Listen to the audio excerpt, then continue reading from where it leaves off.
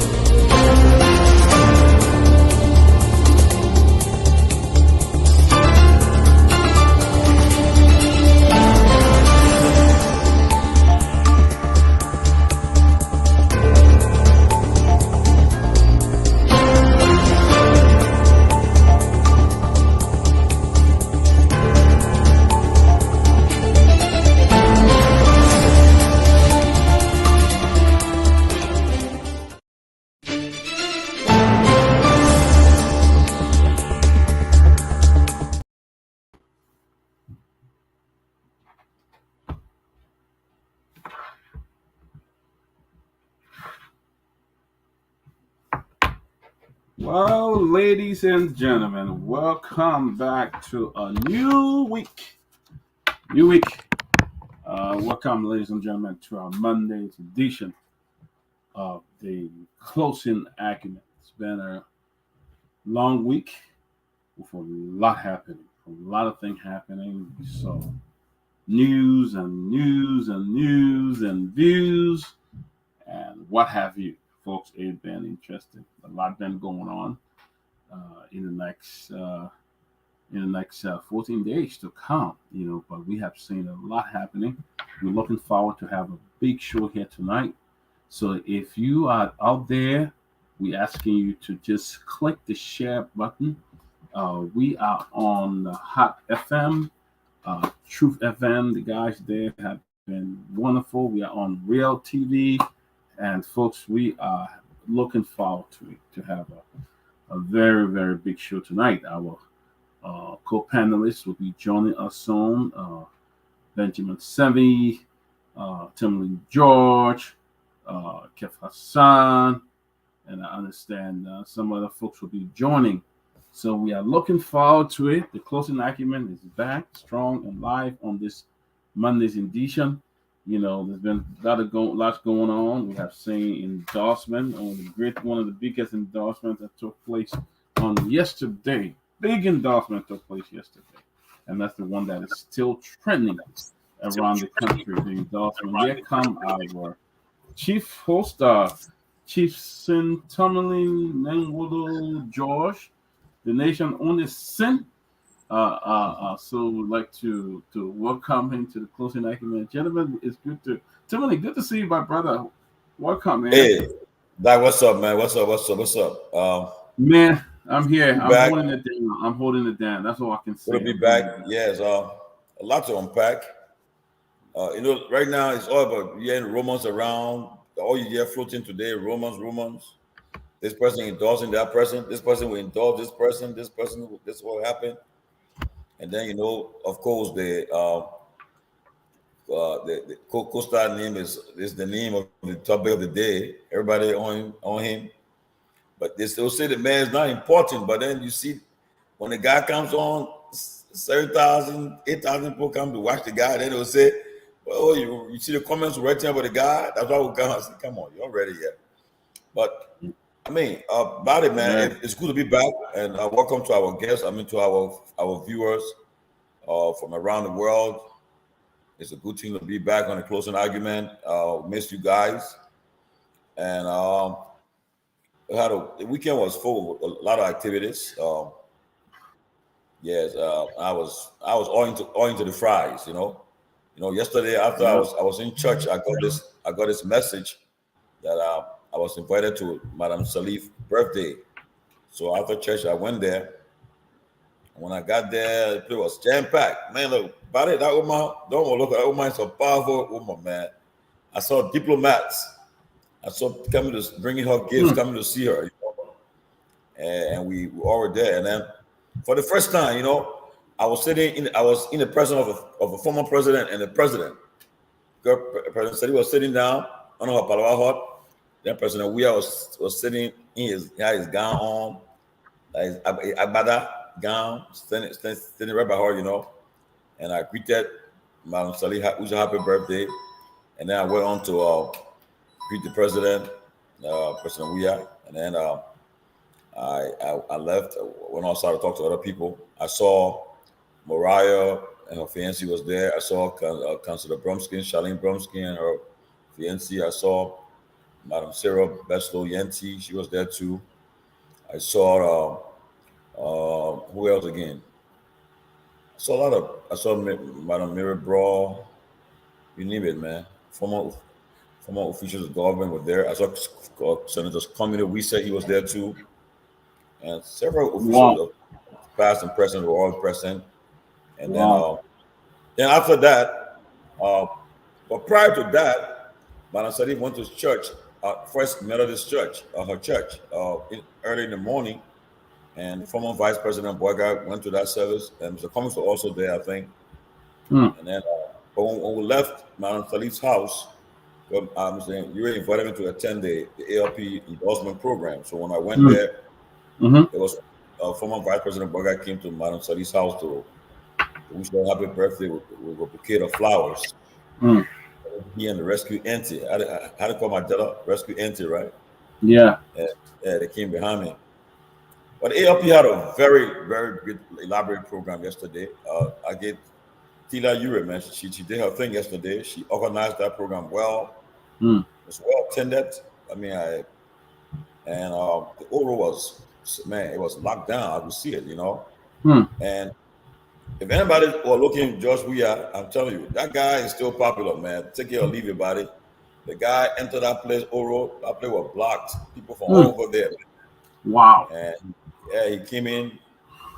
I was sitting right behind them. Co-star, Mr. Ure, President Weah.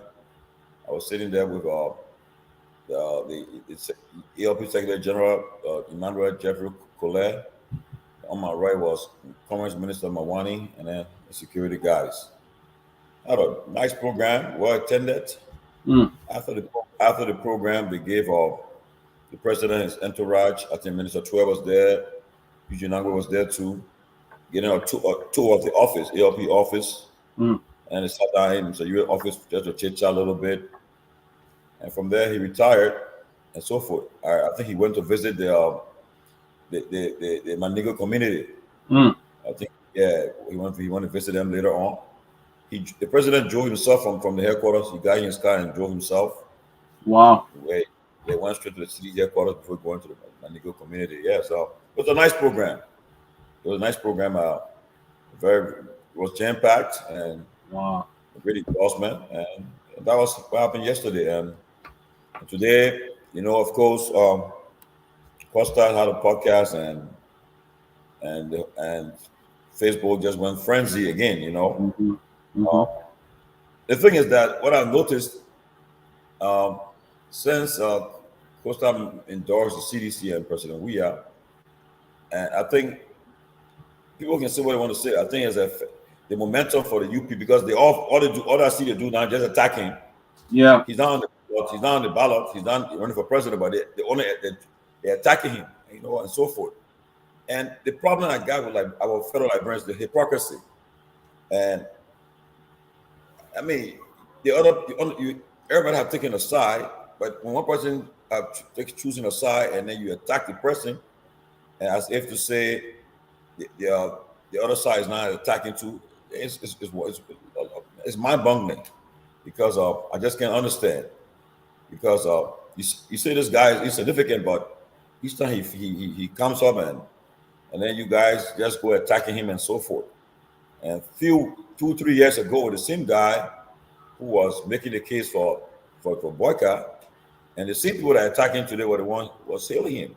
Okay, so I take a side now and say I don't want to support you. I'm on the other side, so it switch, And one thing I've noticed honestly about it, most of the people that come up with these attacks, they are the people and they are based in the diaspora.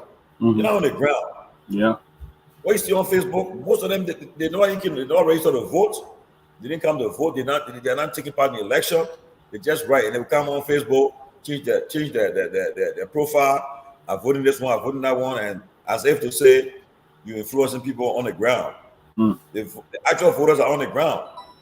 And my argument I was making is that almost 1.9 million people went to the polls on October 10th with 20 candidates on the ballot.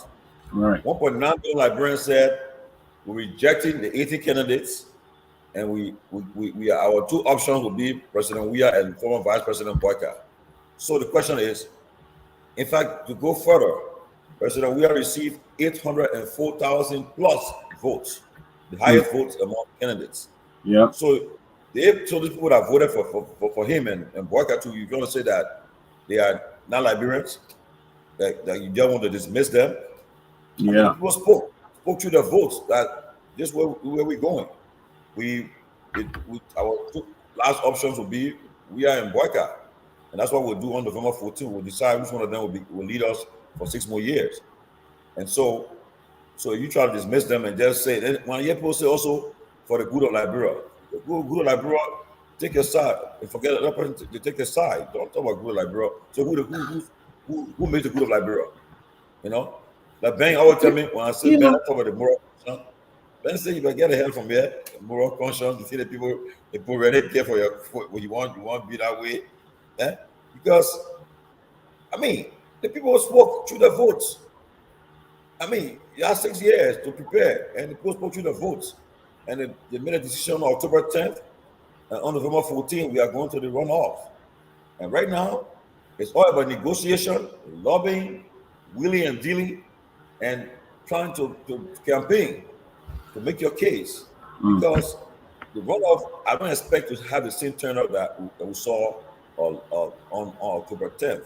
There will be a decrease, not too much of a increase in the turnout, because some people, Trump will vote. They're not going to spend that money with Trump's money to vote again, because some of them, especially the lawmakers who are running, they're not in the race anymore, and so forth. So we're just going to see what happens. But that is, people got to make their case.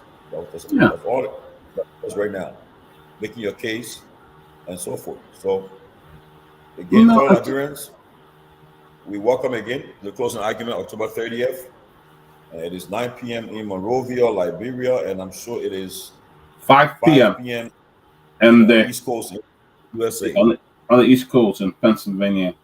Tomalin, you just struck a point. I just hope, I don't know, when will we come to the reality that we cannot agree on the same thing? We all can be on the same ticket. We all can have the same view. We all cannot do the same thing. If I was supporting Tomalin the last 3 months, I say, you know what? I don't think I can support Tomalin no more for my own reason. Why would you want to just go after me and try to just to get me? We all have some kind of fault. He was causing president. We are so what? I have people who insulted me before. I have people who have done things to me before. And yet still, we made peace and we joke. We still hang out and do things. We expect him to just go that route. I mean, Costa was supporting VP Boyka. He talked about some of the time where he took his precious time. He did things and all of that. All right. They fell out because I said, I can't support you no more. Why is the people going all over Facebook trying to insult him? When he was with them, it was all bread and butter. When he was supporting them, he was the hero. And now he said, look, I can't do this no more. People are coming up and saying things that people who should be able to think out of the box, they are not thinking out of the box. They are coming after this man. They're insulting him. They're doing this and doing that.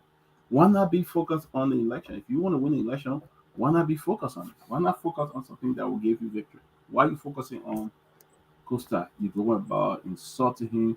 You're going about saying things. You're doing it. The man said, look, I can't support you guys no more. I got my reason. The VP and I fell out. This is what he did to me. There's no way I can support him. We move on. I've been president. Look, I had a very good friend. In fact, he traveled to, we've been to Liberia. He's a pastor, but his background is business. Very successful businessman. And he told me one time, Pastor Stoney told me he went with me to Liberia, and he did business for Donald Trump before. He had a contract. What he did for Donald Trump before, and he was telling me it was Donald Trump and Joe Biden at the time. And he said to me, "Look, Henry, I don't support President Biden. I feel that the best choice America have is Donald Trump. But there's a man that Donald Trump, he said, he did a contract for his company, and Donald Trump did not even pay them. He said Donald Trump can look in my face, and he will know me. And he looked in my face right now. He knows me very well. He said, but Donald Trump did not pay our money for our contract. He said, but you know what? I'm still going to vote for him because it's the best choice. So what we got to look at, and when you tell people this, they get mad. Politics is interest. We may not like it, but it's our interest. You and I may not have the same era, the interest and stuff like that. We may not have it. And then I'll take a side. Why you want to come up and insult me? Robert is at the back. Robert wrote a very good article today on Facebook that I was reading. I hope I could put that up. But he wrote a very good article today on Facebook, and I saw people going after him and doing things. But he was being very clear about things, and people just went up and rapping and saying things. I think let me read what Robert shared. Robert said you are questioning the integrity of a hustler you left in the care and trusted your pape with. Yet you want us to believe info coming from the certified scammer and convicted criminal. Are you okay with a fraudster paying your rent? Wow. Your rent UP? Wow, I'm confused. Robert wrote that today. You see, now they forget about everything. No, he's not a scammer. He's not a fraudster. He's nothing. He's a hero. He's fine. It's fine. I don't care what you say. This is okay. But Mr. Costa is the devil now. He's the criminal. He's the fraudster. He is this and he is that. And we sit there, sound-minded people. You expect people to believe that. You expect people. It's sad to me. The man said, "Look, I feel the best choice for Liberia is President William. That's my choice. Why would you go after him? You got your choice. Why would you go after this man? Why would you want to insult him and say all kinds of things?" The other day I was sitting somewhere and somebody came to me, "Oh, I see you changing that Peabody." It seemed like I said, "Look, man, the only person I can change is God. The only person I know that I can change. Anyone out here can change. It just the matter. It's the interest. If I feel this person is not my interest, maybe I agree with him before. I said, no, I don't trust that. I want to go with somebody else. Why you're going after this young man, stalking him, you're all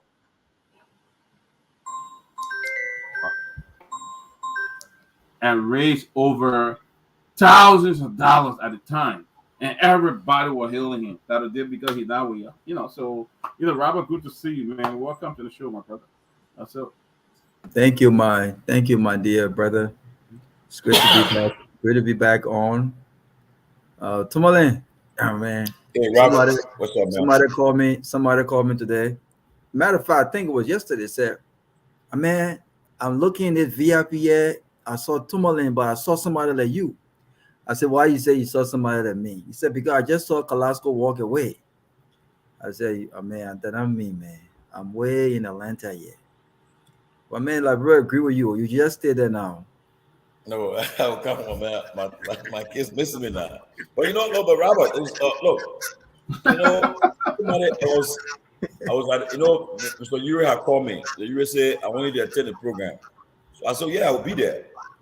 So somebody, when I was there, then somebody said, "Oh, I see them writing." Then the other one I said about, I was in Liberia, April. Senator Coon invited me to attend his announcement. I was there too. So I said when I attended the announcement at the UP headquarters, yeah, and I mean you no question about that, right? I will attend. Look, and in fact, for now, any endorsement year I will go there. Except maybe the UP people, they got already now sanctioned our platform.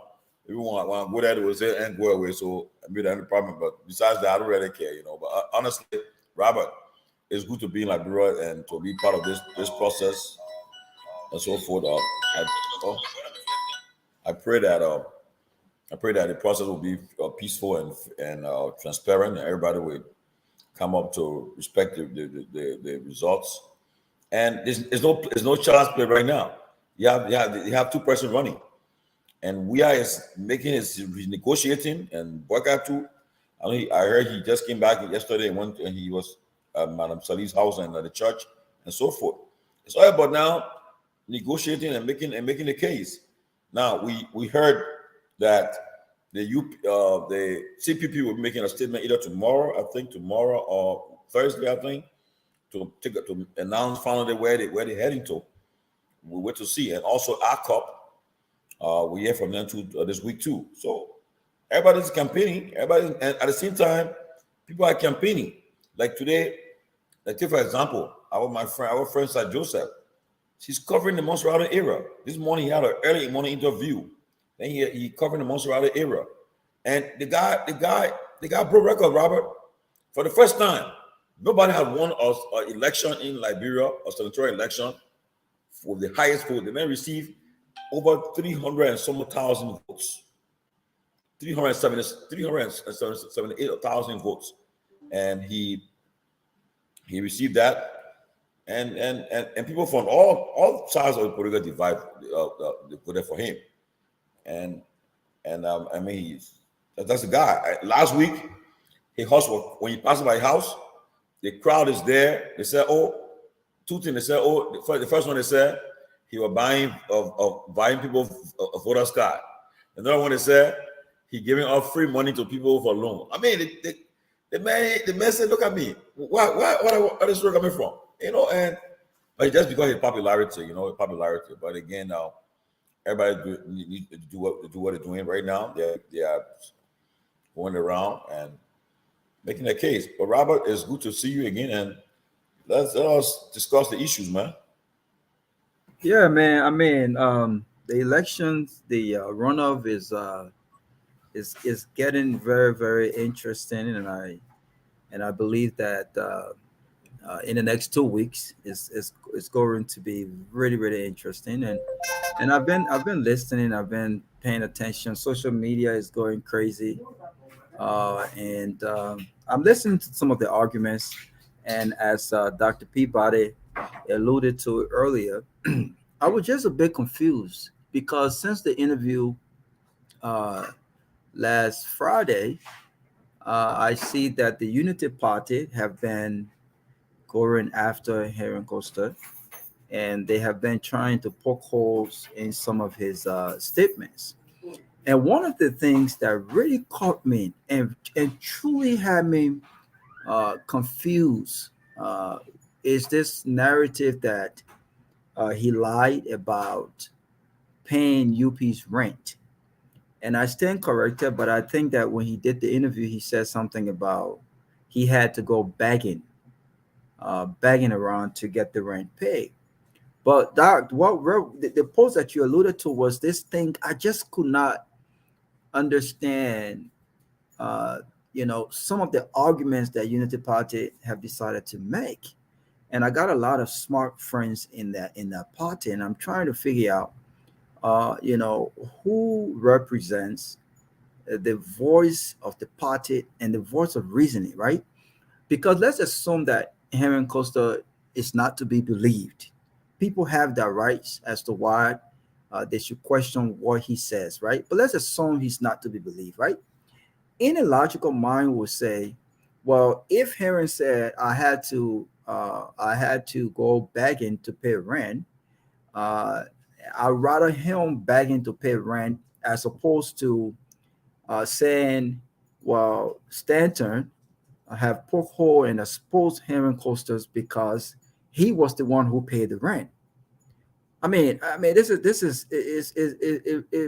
It confuses me because you are literally telling us that you are okay with a convicted criminal, a man who made his money. He didn't earn what he made. A man who is a scammer, a certified scammer, a convicted criminal, a fraudster, and may God bless his heart, a man who could possibly go to jail come the 2nd of November for his crimes committed. I'm glad he's being held accountable for that. But you are basically saying, I'd rather of convicted criminal use some of the money that he got from doing what he did, or cutting the corners, paying our rent, than for Henry Costa to say, well, I went begging to pay UP's rent. It's even worse when we talk about true political institution. And Doc, this is part of the reason why some of us have decided not to be a part of a political party in our country, because the cloth that we are cut from is one that we believe in true political institutions that are about ideas, right, and not individuals and not people, right? People will go and come, but these institutions remain, right? So for a unity party who have been in office for 12 years, you would think that they had this solid institutional foundation when it comes to sustainability, even after leaving power. But we haven't seen that. We've seen a party who's been there for 12 years struggle to manage the finances, struggle to manage, to keep the institution afloat, which raises a lot of question about, if you can't manage internally your own house, how can you manage a big country like Liberia? But you are telling us, well, don't believe Heron, question his integrity, do this. But you want us to believe information coming from a scammer, a professional fraudster? I mean, how does that make any sense? I mean, you can question who do you believe here, right? But if you say Heron is a hustler, he's a hustler. He hasn't been accused of any money laundering. He hasn't been accused of any crime in Liberia or anything like that. The other guy that you want us to believe is the total opposite. Mm-hmm. So how do you make sense out of, well, don't believe this guy? Flip-flopping, it raises question and people can decide, but flip-flopping is not a crime. Right. People flip-flop all the time. But this unity party logic of don't believe the man who does not have integrity only because he now does not support you. But when you use him to go after Alice Cummings, when you use him to go after other people, he had all the integrities in the world. Yeah. And you not vet what he said. You believe everything he said. Mm-hmm. But you are only not telling us, don't believe him because he does not support us. But believe Stanton, a man who is going to jail for scam, for cutting corners, selling fake degrees. Now we should believe information coming from him. It just didn't make sense. So Unity Party have got to decide. And the Liberian people, as we dissect and analyze these issues, we really got to put our common sense cap on, because some of these things are just beyond the classroom. It's beyond academics. You gotta be. It just confuses me, Doc. Well, that's why I say sometimes people don't have anything to say. The best thing to do is just to be quiet and don't talk. Because you talk about. I mean, there are flip-flopper on both sides. You look at it. I'm not going to call some people names, but let's take, for example, you look at Alex Tyler, the man who gained the title Corruption King Kong. You believe him, everything that he says, but you are going after Mr. Costa.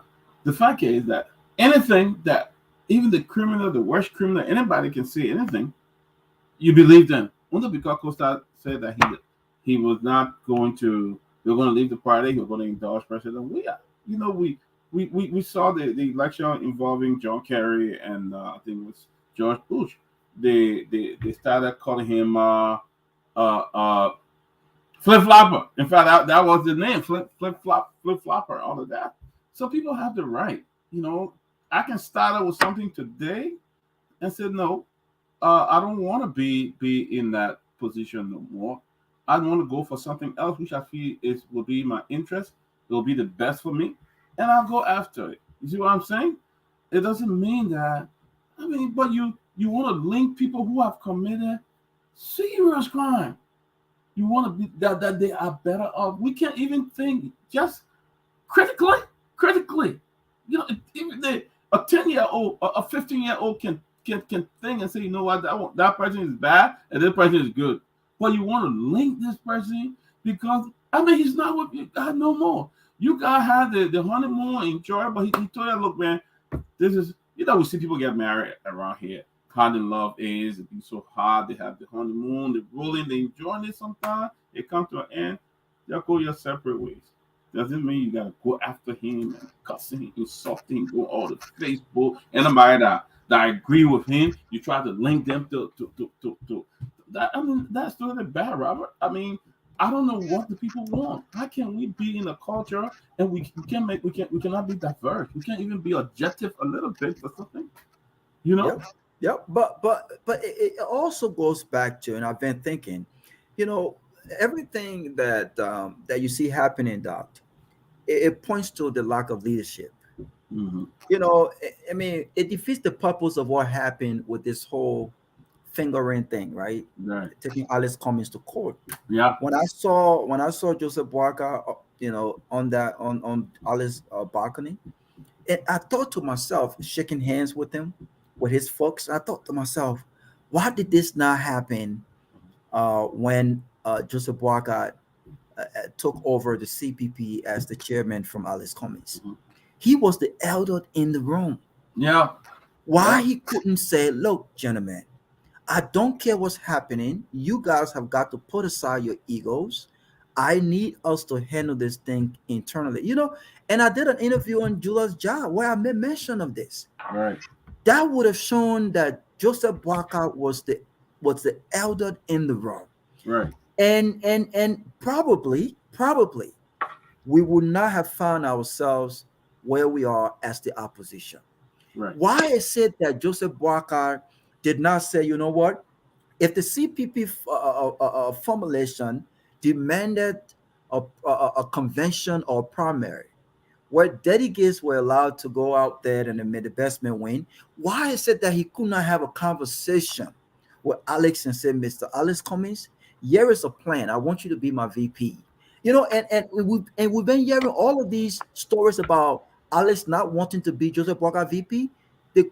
What we have not talked about is whether or not there were any efforts made from Joseph Boakai to see how best he could get Alice on board.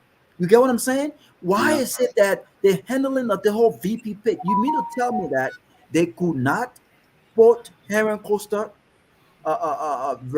Senator Yomi Kanga Lawrence, and the other folks in a room a week or two before this thing to have a meeting and come to a consensus and say, look, here is the strategy.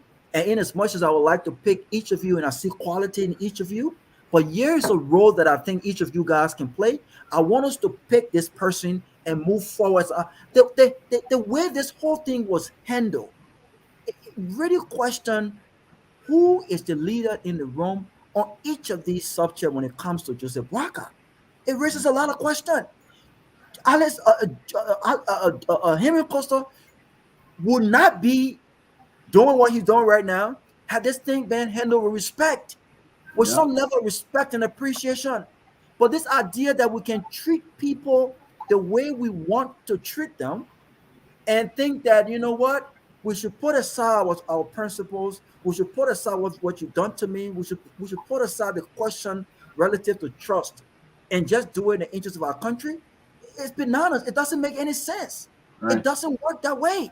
Yeah. But had this thing been handled with some level of leadership, my brother, I have absolutely no doubt that the Unity Party, the CPP, and the opposition as a unit would at least be in a better position to consolidate its base and to go forward as a united front. This is not what it is right now.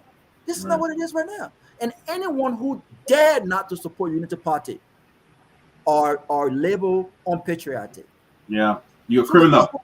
the You know. 800,000 vote we have. So all the Liberians are unpatriotic. I mean, Yeah. this is absurd. Well, you see, we'd like to welcome Brother James Emmanuel Porter. Good to see you, Mr. Porter. 60 Minutes of State for Presidential Affairs. Welcome, Mr. Porter. Good to see you. Yeah, to the Peabody, man, it's been a while. I want to say thank you for allowing me to sit on your platforms in Tomalin. I want to say thank you guys, man. How's everything Good, going? good. Doing well, brother. Doing well. Everything. Chilling here, taking it easy Yeah, and sure. stuff like that. Doing good. But welcome, my brother. Welcome to the Closing Acumen. I believe this is your first time on the Closing Yeah, it's my Acumen. first, man. It's your first I was time. I'm like forced to come on the closing argument to debunk some garbage or spur or Bastanton. So I was forced to come on this closing argument. I won't Well, like to do this, but I had to come to set the record straight. Well, brother, you are welcome to the Closing Acumen. This is a show where everybody's somebody, and we'll just let you to go ahead, flow with your displeasure or whatever you have, my brother. Go ahead. No, it's just so simple. Look, Santa is a friend, Santa is a brother. But I think yesterday and today, standing on how I like to say, like I was playing like a middleman role between Minister Miguel, uh, Emmanuel Shaw, and that of us trying to use him to buy the Unity Party headquarters when Unity Party could not pay her rent and she was going to court. And I felt disenchanted on that because Stano knows very well that he and I shared text messages where he sent me asking me to go ahead and look for the McClains where he Stanton could pay for the property.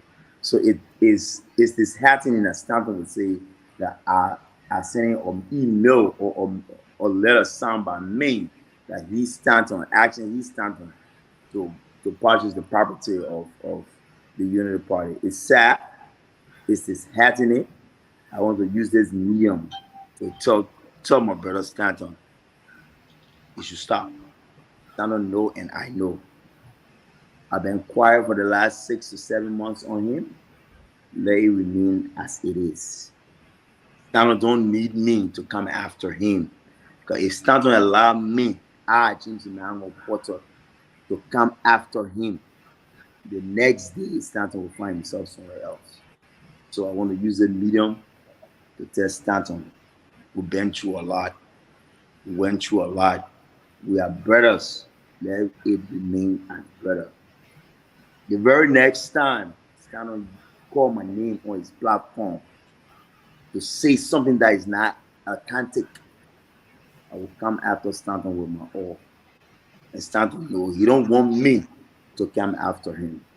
So I came on this platform to make Stanton to understand and the Liberian people to understand that Stanton is telling a story.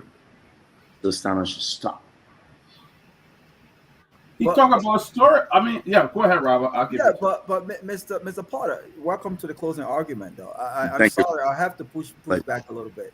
I have to push back a little bit because what I heard was you acknowledge the fact that you guys have been through a lot. You acknowledge the fact that he is like a brother to you, sure. and we all have brothers, right? And I believe that we can still be honest. We can still keep confidentiality, which I believe in very, very much. Confidentiality is everything in any relationship. Sure. However, though, when informations are put out outside of the boundary of confidentiality, then you can still mutually respect each other, but counter that with some truth and some facts, right? I mean, obviously they had a lot to say over there.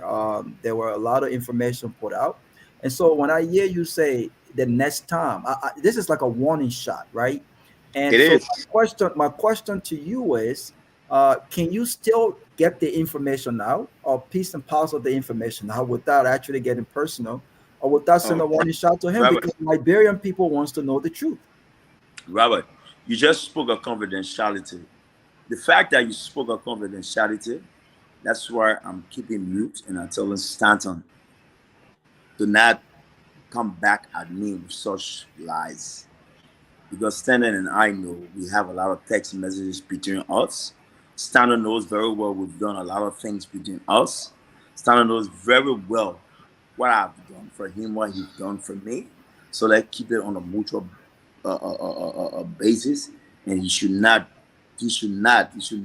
ever come back on his platform and tell the Liberian people that I was a middleman between he, Minister McGill, and Honorable Shaw. Because what he's trying to say, to spread out, there's a bunch of lies. And Standard knows very well that he's telling the story. But Standard knows very well he's telling the story. Standard should be telling the story about the late by James. I last one or two in the basement. Now they'll be talking lies about Minister McGill, Honorable Shaw. I came to one Stanton. I took up my time today and I called Stanton father-in-law to tell Pakoto to tell Stanton. I've been quiet with Stanton. I respected Stanton.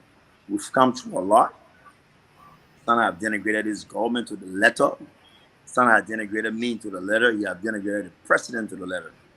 If I come back on any platform and hear Stanton calling my name and saying things that are not factual, I will come after Stanton with everything I have, with facts and everything. Stanton should be one. I mean, I respect him a lot. He should maintain that respect that I have for him. But Mr. Porter, I mean, it went like virus yesterday because there were quote name Fox. I haven't heard that before. There were quote name News Fox and all that, and people are flying and believing it and stuff like that. You were mentioned, Minister Porter. I mean, Mr. Shaw was mentioned. Minister McGill was mentioned.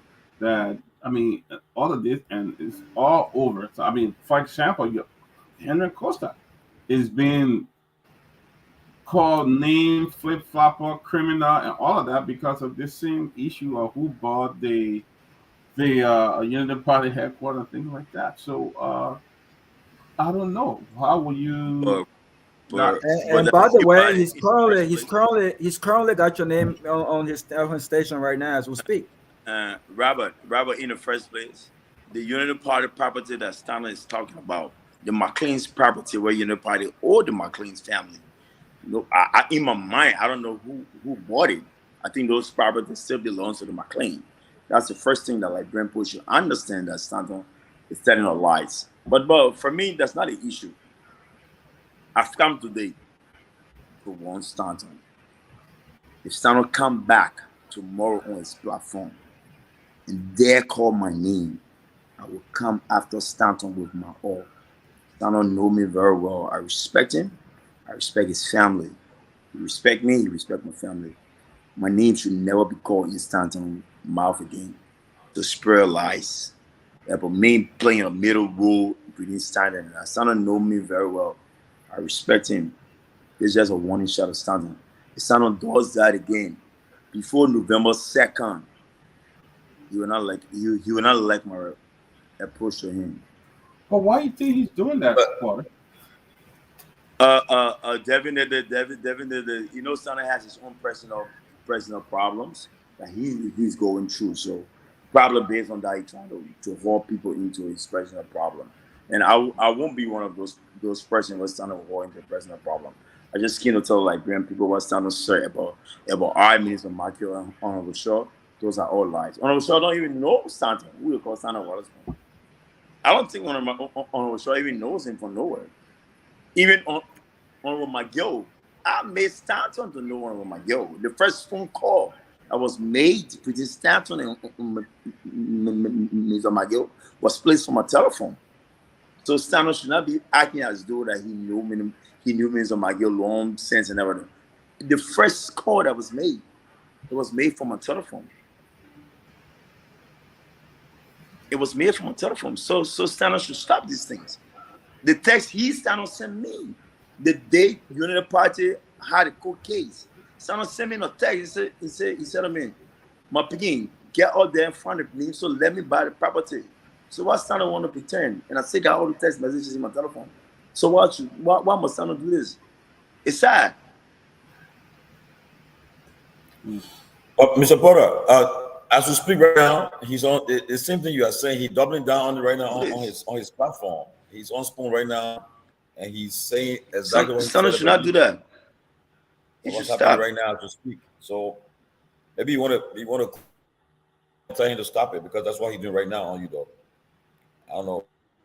I mean, that's what I'm saying. That's what I'm saying, Tomalin. In a crucial time. Crucial time right now is the time because we in a campaign. I respect for him. And Senator is not supporting the other side. He's supporting boycott and the UP against the man you support. You work who you work for, the current president. And I'm thinking. I mean, I know you guys are friends for a long time, but these are crucial times. These are crunch times where everybody taking the side and doing what they need to do and making a case. And right now, as we speak, he's doing right now. He's saying the same thing about you right now. So I hope maybe you're gonna call him now, perhaps. But guys, look, as I said, I told you guys before last year. I said this time you have friends fighting against friends, family against family, and so forth. And because of that, I think even it's getting rough. You see, I'm on a friend, my friend, Brother Kuhn is on the VP for Boycott his own spoon right now.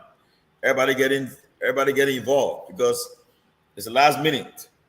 People making the case, making the round, saying things. But I think Potter, I'm sure you're going to take care of it. But yeah, he was calling to it, and what he said is something that is going around, and people believe what they hear.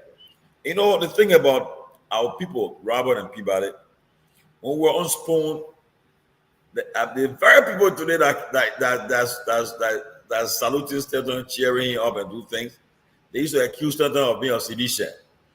This man, if I say my girl gets share in Spoon, and that's CDC sponsoring Spoon.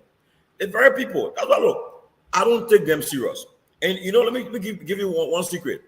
When you on Facebook, the writing post, someone that can call your name and talk. Just ignore them. And don't pay no mind. Don't delete their posts, their comments. Let it stay there. But if Robert respond to my comment, I know Robert, I respond to Robert. But you who insulted me, I'll jump in all your comment and respond to Robert. It gets to them. That man, he see my comment, and then everywhere you go, they follow behind you. They want you to give them attention, give you relevance. And when you just not pay their attention, then they get defeated because like you don't recognize them. You see them, and that's how you treat them. Because they were saying the same thing. And I see some of our good friends, our family members are doing the same thing. When I see them around on Facebook, they say about Liberia, I stand and say, look, just get the hell out of my face because you have taken a side. So right now you believe that within your mind, Joseph Boyka and you're in the party that's the best for Liberia now, right? So the other people don't have no right to support the side. Then if you do it, say you're not patriotic, you're unpatriotic, you compromise, you are being bought, you are being bribed, you are taking money. I mean, that's why they'll say all these things. But when we're on Spoon, you used to accuse us say was CDC funded. Stanton was sedition. Stanton was you can't believe that Stanton he's not just now of sedition. But as we found out now, things are coming out. Revolutions are being made. And screenshots are coming out. They are playing videos and so forth. That's why I tell people, when you're in politics, you operate with that decision. Be slow to speak and very careful. When you utter something, you ought to stand by it tomorrow. So, like, take for example, using Fagon. Fagon said the worst thing about Boyka. He made a case that we are better than Boyka and we should be given an opportunity. Today now, he flipped on the other side again. And now he's saying the worst thing about we are and trying to promote boycott. And lastly, before I end, to give you guys a chance to comment, Robert and Peabody, one thing I've observed in Liberia too, and it will come a time where someone will be forced to call their names, because some of the people that on our rescue team, if I tell you the kind of thing they're doing, you won't believe it. Some of them already negotiating. We know. Some of them talking. But when they come in front of the camera, they make themselves appear like some saint or some angel. Then I should take them serious. Give me a break. And I tell you, Liberian people will go to the polls on November 14, and they will win. And one of them will be the cause of the victory. But to listen to our people writing crap, great. Yeah, I hear y'all say Jackie on Spoon. Yeah, Jackie's supporting Boyka now, so she on the tag team. So that's where she belong right now. And we got a few more days to run off. Jackie can join them. You know, Jackie is good for beyond sport. That's where she belong right now. She's supporting Boyka, and so we don't have a problem with that. Yeah, she's still our girl. We are still talking on the phone, but yeah, I think that the best place she can be to promote the Boyka case. I think because that's got Boyka post session on our platform. It's our platform. They can't come on our platform. So that they find so now Costa is the devil. So that's the most perfect platform now that even the VSB all can go now because that's the most perfect platform. They provide the money. So Costa now is the devil. You see how we are, you know. I mean, it's just that's the gullible culture that we live in, you know. The gullible culture. Once it's not benefiting you, it's the worst. It's the most disgusting thing. One, it does not benefit you. But I want to go back to that endorsement yesterday. Tomalin, you were at the endorsement. Talk to us about that endorsement yesterday. Well, it was a nice program. I'll say again, right? As I told you, I met the president at Madam Salif's house. In fact, I met them. They were sitting together when I wanted to greet Madam Salif. And after I greeted the former president, I went, I shook the president's hand, and I moved on.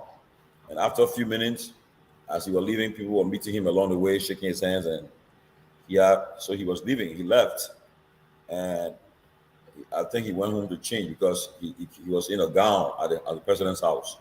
So he came back, he changed, and then came to the program. And Mr. Ure, the ALP leadership want to meet him at the entrance of the ALP. ALP has a very beautiful office, big office, man, for a big building. So they met him at the entrance, and they all came there, and he said some things that, look, farmer tree can bend, it can't break, you know. He said, what you saying? Say, farmer tree can bend, it can't break, you know. Yeah, and then you'll play all this song. Joe, we are, what is it? Joe, we are, I don't see the thing that's look. Say, Joe, we are going to talk to you. Some other thing they were playing yesterday. And it was in a jovial mood. So you were all in a jovial mood. And Eugene Nabe came, Twer came, they're all there and having fun. They have fun after the speeches and the endorsement. Went into the office, MCU's office at the headquarters to sit down, and I went there too. And like I said, I just chatting, talking, different things and so forth. And Tilia, I give Tilia the credit, man. Tilia did a good job. She had only 2 days to play in that program, and I was surprised. I was telling her, I say you did extremely well. Just 2 days, and you were able to bring all these people out there and so forth. That was good, great endorsement, and we'll see what happens in the coming. This week is an important week because this week is the campaign is already in full swing, as you're aware. Campaign is on already. People are all in various counties campaigning already. I think I've had Madam Edith Donglo Ware, the former superintendent of Nima County. She was very instrumental in her brother's campaign with LPP, even though his party endorsed the UP, took a vote, but he's not actively campaigning with them. But she's in Nima right now, and I talked to her as she's there making the case for President We Are re-election in the CDC and so forth. And right now, people are all spread out in the various places they are going, especially the counties that the CDC didn't win. They are targeting Magibi. They are in Magibi already. They are in Cape Mount, in Bombing. And I just heard a news tonight about Senator Snow, but I'm trying to verify it. I sent him a message already. Let me check whether he responded. I checked the message about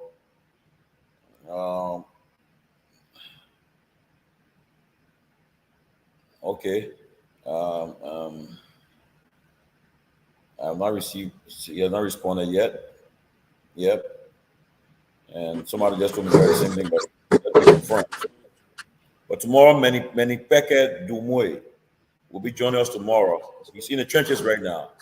he supported the CPP and Mr. Cummings in the first round. He has endorsed President Weah, and he's now they're all in the trenches now. He just sent me a message. He'll be joining us tomorrow night. As another very smart young man who understands the dialectics and dynamics of Liberian politics. He'll be out here tomorrow making a case. Like Keff, good friend. The guy was stuck the 20,000 on Keff. Benny Becker, he'll be joining us tomorrow. And also Isaac Jackson. I expect him to come on anytime from now too. Isaac Jackson, another young man who does not mince his words. Hopefully he will join us tonight and so forth. But welcome Sylvester K. Peabody. He's from the CDC. But guys, that's what's happening in the country right now. Everybody is making a move. People are campaigning. And don't mind the people on Facebook though. You know what happened here? They sit down there, they're right on in. And think when people go on the post and things say when they say I for the person, that means you think you make an impact. But I made it clear. You took your side, and so my friends then who have taken side, I don't go on their post. Write a post, I don't comment on it. But if you attack me, to God, I will respond to you. After the election, we'll face it.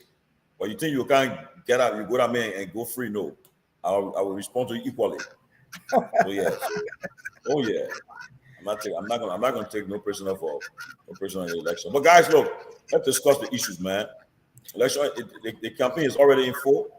November 14th is the election, and right now it's the battle of the soul of Liberia. Everybody is moving, and the counties that are being contested right now mainly is Bapolu in play, Bomi in play, Cape Man in play, Magibi in play, and I'm hearing that I noticed the UP say they're going to be sending the former vice president going to the southeast, and PC is also that they're going to increase the numbers in the southeast that they won the first round, and so forth. But the battle now is in these counties I just named: Montserrado, Magibi, Cape Mount, Bomi, Bapolu. Lofa and Nima, CDC is there. They are going to try to cut into the numbers there. Well, let's see what happens. But that's what's happening right now. Pee Wee, welcome, man. What you got for us?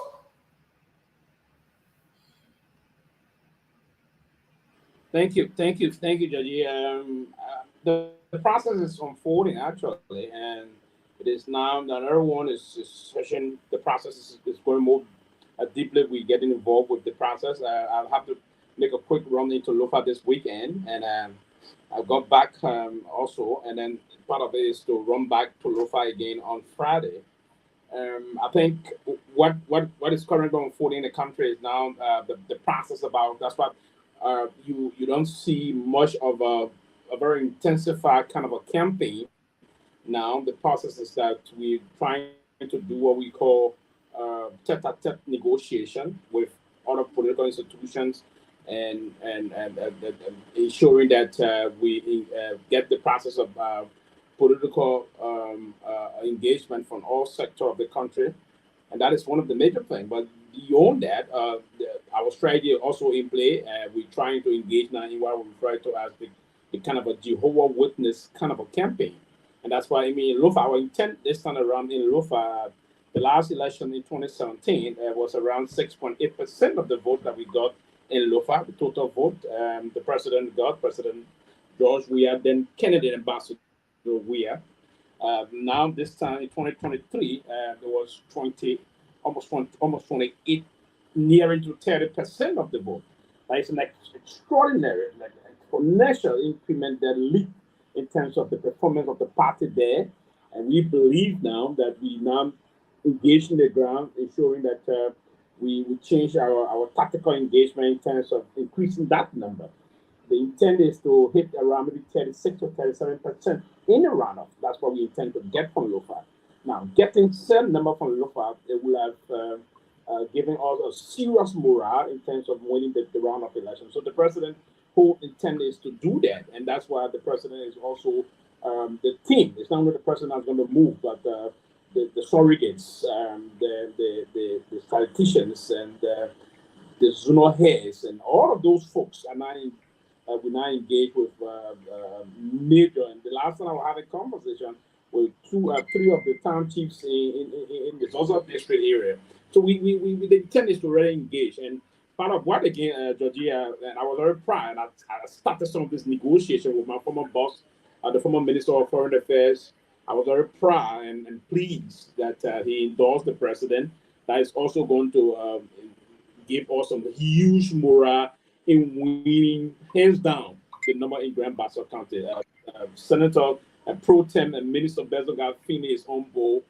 He's going to be part of the face of the campaign in the Bezo land and the rest of that. Yes, but we're going to do a lot more into Bapodu and that of Mangibi.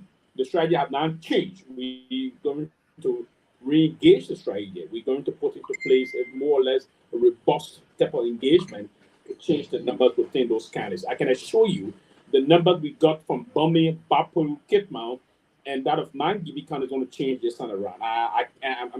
I'm very convinced. I met the last time with Porcupine, and the way he structurally engaged with the folks now into Mangibi and the rest of the other areas. Yes, I think we're going to do a lot more. It was unfortunate. We were short of just 6.5 points to get the first round. 6.5 points, right? Percentage point to get the first round. But I think this time around, it's not going to be about percentage point. It's just going to be about the numbers. But yeah, we can knock this off. It's going to be a banger come the 14th of November, and we move this country forward. So we now concentrate on the development process, and the president will now focus on, because the president has now proven to be the person that can reconcile this country. He's proven that very well, and I believe he's very digestible. He's the digestible element to the people of this country. The two individual who is now very digestible to the electorate, he's the president. So I believe that we can get this done, and that's why we are engaged. And we personally engaged. It's not going to be on the basis of just sitting here and be on the radio. No, we're going to go in the trenches and what have you, in the rural villages and the rest of that. We'll talk to the paramount chief, the clan chief, the town chiefs, the zonal heads, the youth heads, and the rest of them. That's what we're going to do. Yeah, that's what we're going to do. I think we are very well on course to do that, and we're going to have that done. I'm on the ground. I'm seeing what's unfolding around. I will be going to Buchanan in 2 days' time with Senator Bevan Garfine. We're going to get engaged from all over the place. We want to do it. It's about time that we get this man, this illustrious son of our country, to go up again to the presidency. Keff. Let me say hi to you guys. Sylvester said it all. So we're looking forward our victory on the 14th. It's already carved in stone. But Keff, I like that. I like that, Keff. It's carved in stone. I like that. Keff, the minister. Guys, I'm sorry, but please, I want you to give Madam Edith Ware 2 minutes. She's in Nima. She's way in deep in Nima. She's campaigning there, and that's what Jeff from a little bit. Madam Ware, you're on the closing argument live. Go ahead. Okay. Okay, well, right now, I'm actually on the highway. I didn't expect to be talking, but we are speaking to our people in the villages and in the trenches. I'm coming from district number 9 in Yamesno, and we have very fruitful meetings since yesterday in various towns, and the turnout was extremely encouraging. More than that, what we are hearing from our people makes us feel very good. The people have decided that once we have taken that side, we'll give them reasons for our decision. They are in line with our reasoning, and so I feel very good about that. The people have decided, their minds are made up. And I can tell you that President Weah and the CDC is going to win District 9 and down. No question about it. Guys, that Madam Ware, you guys have anything to say? Because she's on the highway. So I have a question. Yeah, I have a question. Can you ask her? A lot of people have been asking. We are also approaching District 2. We had a media appearance tonight on our way in Saturday. The responses were good. I just got off the phone with my team that we sent to District 2 and District 8. They were giving me reports. So I like what I'm hearing so far. Our people just need to get the message. You know, campaign is about messaging. They just need to get the message, and we are giving them the message, and it's resonating so well. Some are even telling me, "Oh, Mama, we never heard this before." But from what you're telling us now, people just say, "Your vote Unity Party, your vote Unity Party." So we're voting, but they were not telling us why. You are telling us why we should vote CDC. So because you said it, we are going to go that route. So I'm really I'm pleased. So, madam, thanks for appearing on the closing argument. Here's my question for you. A lot of folks have been wondering, given your history with the CDC and what have you in these elections, what was one of the key determining factor? What was one of the key determining factor in your endorsement of the CDC against Unity Party? There are there are many factors. You know, but what I can say is, you know, in Imba, I see Unity Party not as a change party.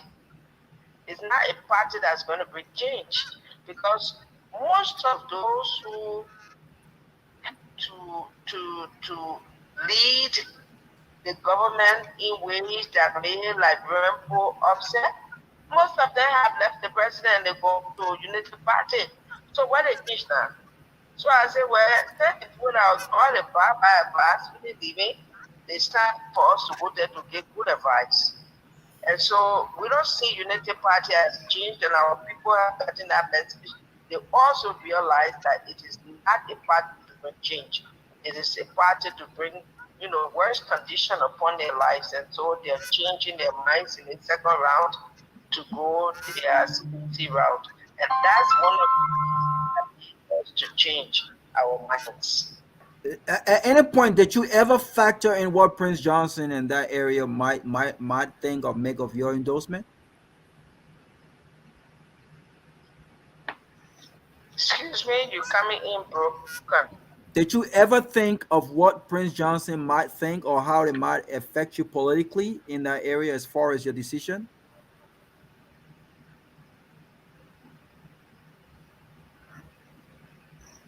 Quite honestly, I'm not getting you clearly, and like I said, Yeah, I'm on a highway. yeah.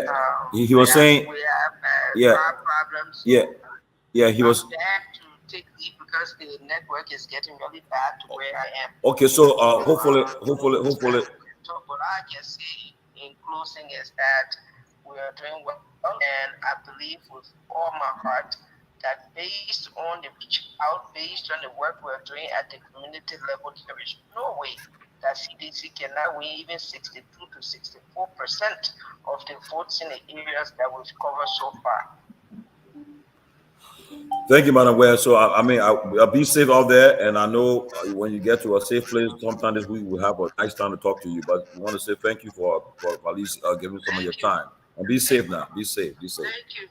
Okay. I mean, where we are, the villagers have come to surround us because our car have problems, so we are protected.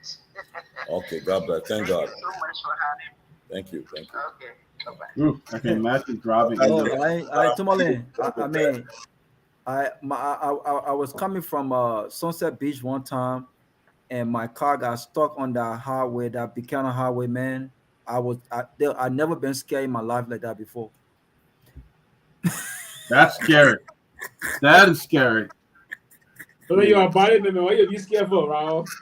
I don't speak the thing, so I was scared, and I took my whole clothes off. I said to Deba, if I'm gonna die, they said, and they said the Niger, the Bassa people. I mean, I was so scared. I was so it kind of I was driving. I don't know who told me to go drive a Range Rover to be kind of stuck in the middle right there. I can't. The people already think I'm speaking serious. I was so scared that day. I was scared, my man. I'm telling you, I was scared.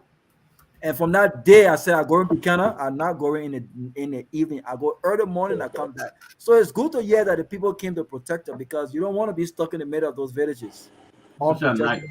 Especially at night. But All right, night, no. our people are good people, though. Sometimes you'll always find people willing to Yeah, and stuff like that. very, very, very, very great people. Well, There's always I'm getting tomorrow we also have one of these people one of the ladies for working in Bon County. She delivered her district and in round one for Mata Briswell. She'll be with us tomorrow night too.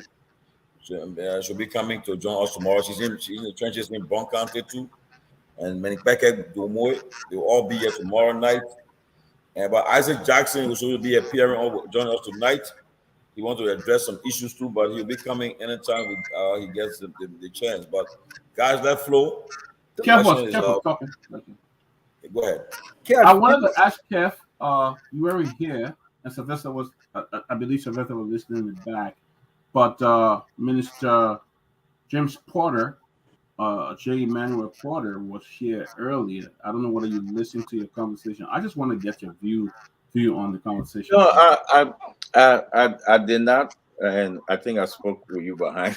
But I did not. You guys can, fill me in on that. So basically, he said, I think he came on to give Stanton a warning that if Stanton ever mentions his name again, he will come at Stanton very hard. And I think a lot of us were saying, look, you might as well just go ahead and tell us what you know, because even today on the platform on Spawn, Stanton again made mention to what was happening in his name. And so basically it was a warning shot and he didn't want to step out of line and but in doing so he was also giving us some information and generally saying that Stanton lied about the situation and whatnot. I asked him whether or not he could have still been honest with the Liberian people, get some information out there and still protect confidentiality, even though Stanton has no interest in that. But he won't budge, and he went off, and I thought he was going back to listen to the show, and he come back, but we haven't seen him back yet. Okay, maybe, but I think you say he will come as Stanton hard, right? But I think if the Fed will come at Stanton quicker than him, will come harder. So he probably late to the party, So he might be having a change of location, new home before the weekend. So but Potter knows Stanton well. He will tell you everything, and he knows exactly who Stanton is, and everything Stanton say he will add his own. We know that. But the fact that the Unity Party, who actually they know who that guy is. The fact that they dancing with him, but anyway, the Unity Party say they can sleep with the devil. So I feel that at this moment, what Costa said today, I don't know if you guys go over it, but what Costa said today, a lot of damaging thing coming out, Yeah, we did talk about that. Show the text and all those things, So basically, what's going on with Unity Party is different than I don't know, but I saw a post like a few minutes ago. There's somebody put Quentin and John Molu side by side, and but John Molu had a lot of people call him Mr. Integrity, but I guess when you heavily involved with Unity Party, they don't have relationship with integrity anymore. I think the word integrity, I think is relative in Liberia, and I think it's just based on which side is looking at it from what perspective, right? But when you truly think about integrity and its practice, best practice, even if Stanton was my friend, I'd be honest with you. If Kev or Ben Sanvee, and these are not perfect people, Kev can tell you I've disagreed with Kev on some issues, and I've called him and I told him my disagreement, right? And if Tomalin and Dr. Peabody, did something that I disagreed, I got their numbers. I'll call them and ask my friend Kalasco. He will tell you very well. I've disagreed with him, and I've called. But on principle, though, when you talk about integrity, it's more so about the action than it is just saying the word. I personally will not judge anyone. I do not believe in these kinds of behaviors, right? I believe in hard work.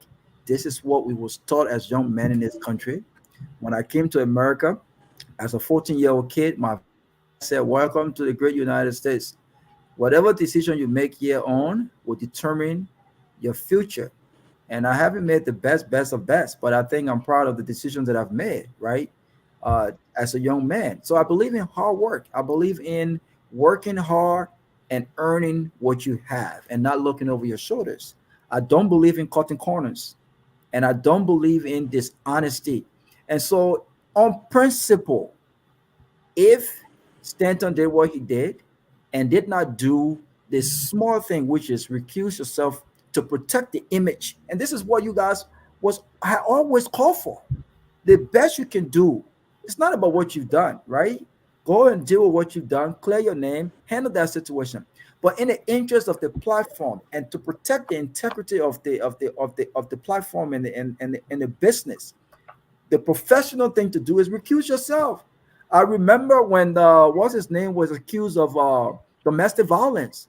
I think he was the assistant minister in the George Weah government. What was his name? He was on Spoon. You guys remember? Yes, Minister Doe. Minister Doe. Minister Doe. Minister Doe. I vividly remember Stanton saying he was left with no choice but to have Minister Doe recuse himself on the platform and clear up what he had to clear up. This is the reason why I was so pissed off with a lot of people. This is the reason why I defended the actions of you guys. The simple thing you do, recuse yourself, protect the platform, protect your colleagues, and go out there and clear your name. And so I would not, irrespective of my relationship, and all my friends know this, I don't care who it is. If you got yourself into some nonsense that does not align with my principles and what I stand for, I'm not talking gossip, hard evidence to prove those facts, I am going to act on what I stand for. I can still love my friends and be honest with them. Robert, the best thing. Kev, let me get on this note. And so when people say, well, the former auditor general is integrity, but you are currently, as we speak, you have no problem with a fraudster and a certified scammer raising money for you. You have no problem with, just because you want to poke hole in Henry Costa's story, you have no problem with saying, well, he paid the rent, even though the money acquired was not acquired honestly. You have no problem with any of these things. You talk about the man flip-flopping, but in your corner, you have another flip-flopper, the only full AAA degree holder in the history of our country, Eugene Wagon, who you bashed. And this is what pisses me off. They bashed this man, and the people, letter was written to the embassy to pressure the government to dismiss Eugene Wagon because of the podium he used to spew nonsense, divisive rhetorics and things like that. Today they celebrate him. So how can you tell us, well, Henry Costa is a flip-flopper. Henry Costa should not be trusted. He had integrity. None of these things were concerning to you when he was on your side and went against reputable characters, you people like Alice Cummings and others. But now, because he does not support you based on how you treated him, now he's everything. But look in your corner, Alice Teller, Stanton Witherspoon, all of these characters. How can you? One thing I like about what the superintendent said, Keff and Tomalin. You heard what she said when I asked her that question. She said, Unity Party is not a party that's going to bring change. What have I said consistently? If the opposition wants to have a message and defeat the incumbent, they have to pick a side that represents change. Yeah. Or pick a side that represents an opposite message than the incumbent. What did they do? They picked Joseph Boakai, a 40-year career politician with not much to show, in a party that have been there for 12 years, more than $16 billion, the most support post-war any government have received. Yet it's still in key sector, education, infrastructure development, healthcare reform. We are still lacking. How can you make this kind of argument successfully against an incumbent who have just been there for 6 years, irrespective of some of the different flaws and issues they've had? It's hard to make this make sense. Robert, Well, and well, you made a very strong point. I want to go back to something you said. When we decided that it was time for us to leave, uh, some of the people you see sitting on the show right now, they were calling us. In fact, when we were on that platform, they were calling us criminal. We are involved. We are this. I know some of them were fighting to get there. They were finding a way to get on it, so that because they have been carrying messages around, and sometimes only two or three people will like the page or say something on it. So they have been finding a way. So when we were there, they were cussing, they were publishing things about us. When we left, well, they are angry. They should not be. They call us names. I can remember one day, it was on a Monday. We had an interview that Sunday, and that Monday, as if it was a holiday to me, because man, I turned on Facebook, everywhere was flooded. The Hebrew, some of them, they were calling us four Hebrew boys. I know the Bible talk about the three Hebrew boys, but some of them said four Hebrew boys, and I had to correct some of them. But they had it all over. They made songs, they played time together, calling on me. Some of the very people are sitting on that platform today. Another guy came and said, "Oh, because I came on and they didn't want me there, so that's why they got mad. Why the man brought me on and stuff like that." And we took our time. We left, because we were talking about, is this the right thing to do? If we must extend a hand of love and forgiveness, then whoever, they should come out at least play and share with, like when people say, "Hey, this thing happened," but you see, they can denigrate Costa, call him by names and say anything. But Costa said, he said, "I made some mistakes." He said, "I knew I made some mistakes. I went after some people. I said something that was not necessary." But yet, and he was willing to recognize it. But you have somebody who have not even made any mention to anything. The Liberian people are celebrating that they're all this blah. You guys are jealous. You guys are this. And then he called him Mr. Flip. Who is more of a flip flopper than Prince Johnson? Who's more of a flip flopper? That's a good one. Yeah, that would jump from one place to another place. Now, he went from LA to even his own party he came with at the time. The IMP, the NPFL, he broke away and formed his own group, one from one end to another end. What a guy like Alex Tyler, who gained the film just from being corrupt, he gained the name King Kong corruption. You are in bad. General Budnicki, who have gone public in video, how he burned people alive.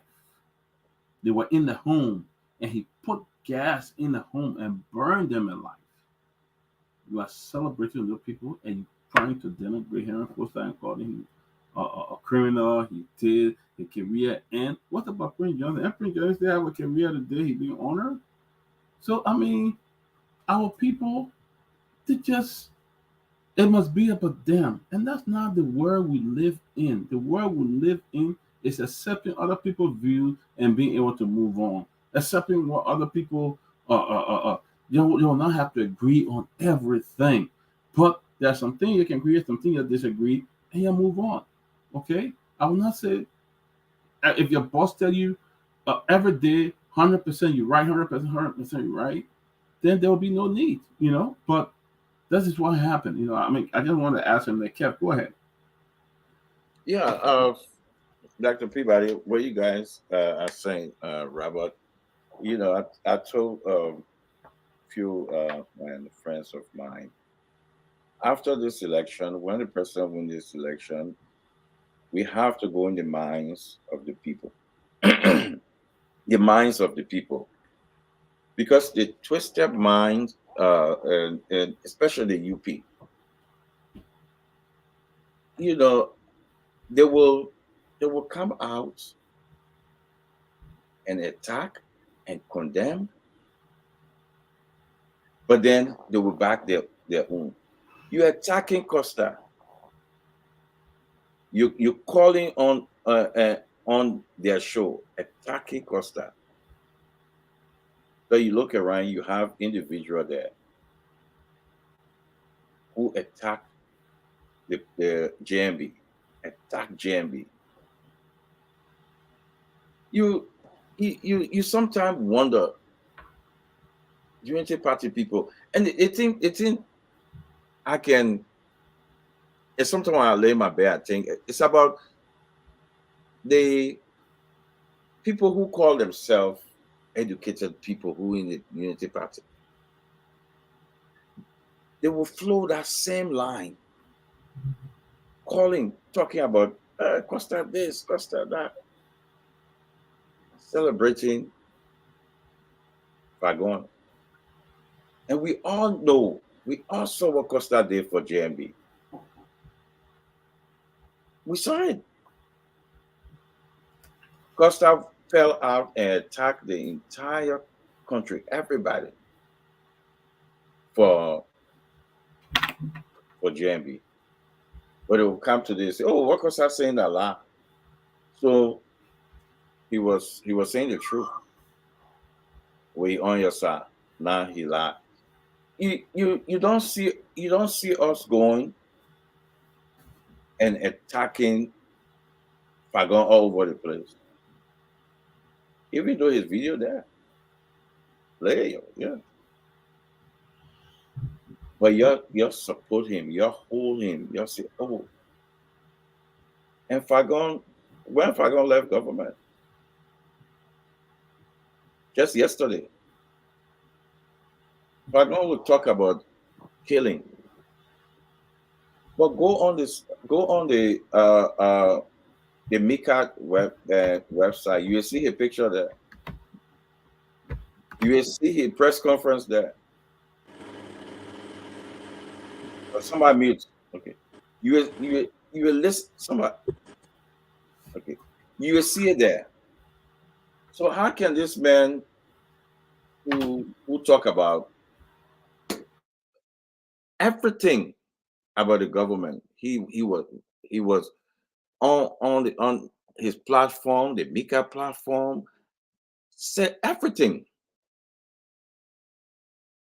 The auditors who were champion, who were pushing and explain the story about the auditors was Fagon, but he's turned around now.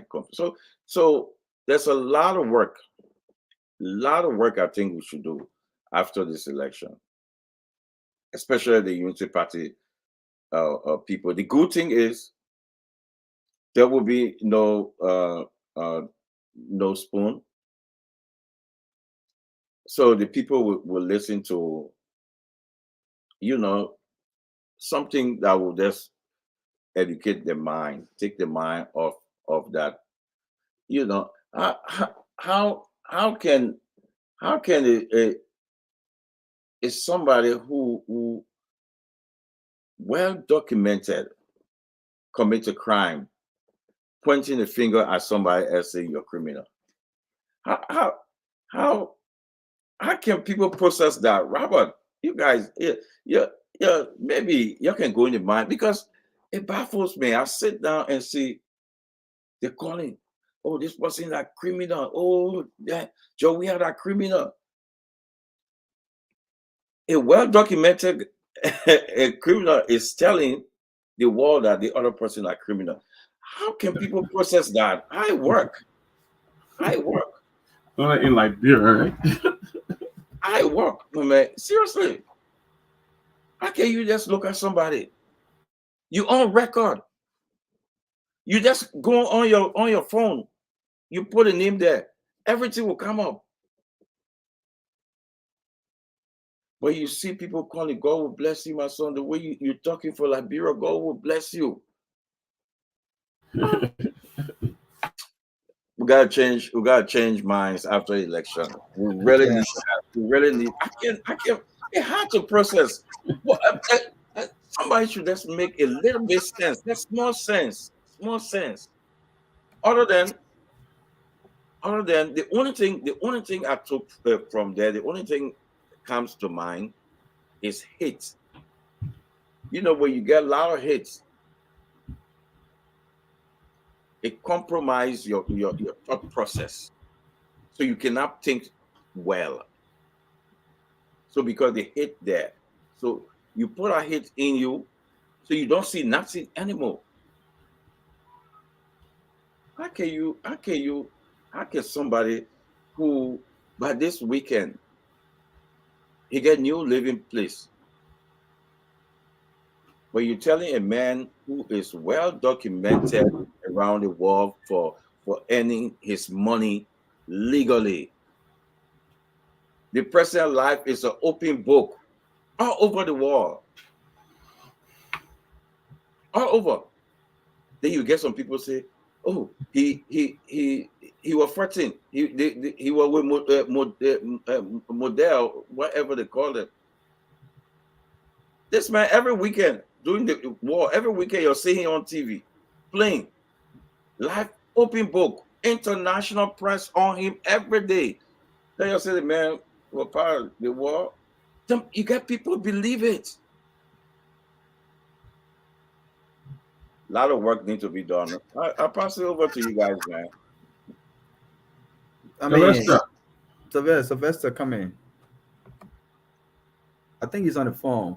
But look, not only do we have to change minds, we have to have to, I'm back. okay, go ahead.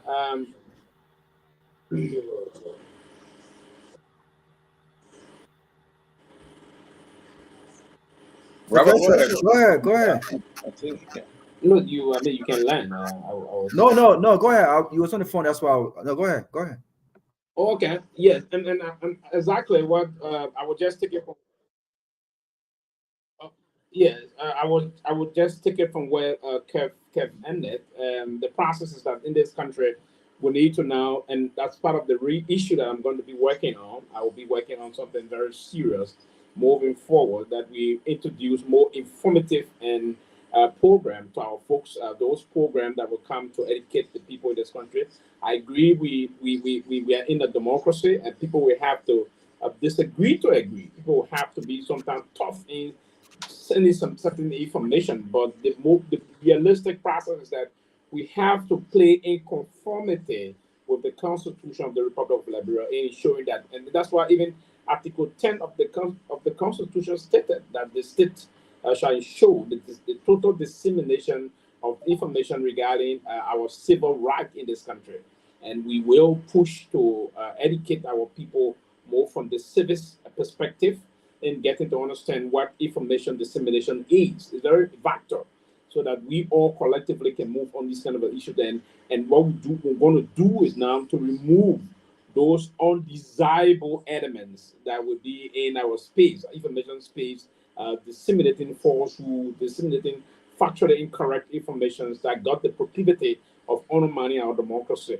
And that should be the business of all of us. And so, I mean, it's very important that we look at some of these things. Now, Liberia is at a crossroad in terms of our democracy. We've never had these kind of things unfolding. So what we need to do now is to allow the realistic information to permeate through the system. Our young folks, our first-time voters, the elderly, they are people that may not be as sophisticated as we are in terms of receiving and trying to decode certain information, if you will. But it is important if you just send some information in certain areas, and those individual will take these information with face value and sometimes try to take decisions on them and want to believe it and build perception around it. So these are perception problems. So it is incumbent on all of us, particularly some of us, will engage in the system and ensuring that we change the line. Now, integrity is very important, it's very vital. And I will always say to folks, I have had the opportunity of working in the public space. at the general level, at the level of the system is. So before then, I worked with the General Auditing Commission, right? Before even then, I played other roles. I played some role in civil society, and the role we played in civil society was to checkmate and be the watchdog of the larger community. Now, if you are the watchdog, there should also be someone watching you, and that's what one day I was joking with one of my journalist friends. Now I'm the vice president of the PUL and the incoming the president of the PUL, Yakuna, was saying to him now, who's going to watch the watchdog, right? So that it is important that we will have to sit from distance and do some intervention. About that, we have to protect the democracy, protect the integrity of the state, protect the airway of the state, because if we allow folks that don't have integrity to pollute the airways, heard for us, wars are sometimes very dangerous than the bullet, right? So it is important that we protect the space, and it's one of the reasons after these campaign processes that we're going to focus on, we're going to concentrate in showing that we protect our country, and all of us can move on and live in a happy society. That you can be wheresoever you want to be. But this is Liberia. We got to protect this space. It's not like want to hate. If I don't like Robert, I will have to agree with Robert for who he is. I don't have to go and malign him because I don't want to crush Robert down. No, actually no.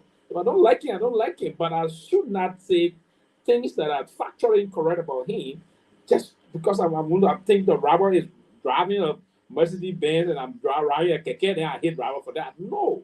I should celebrate Robert for his innovation. If he's creative, I should celebrate him. Come back to him and say, comrade, what is it that you can do to do those things? Can you show the pathway? And that's how we should do as young people. This whole generational change thing we talk about in the play, we pull each other down too much in this country. Too much of backstabbing. It's wrong.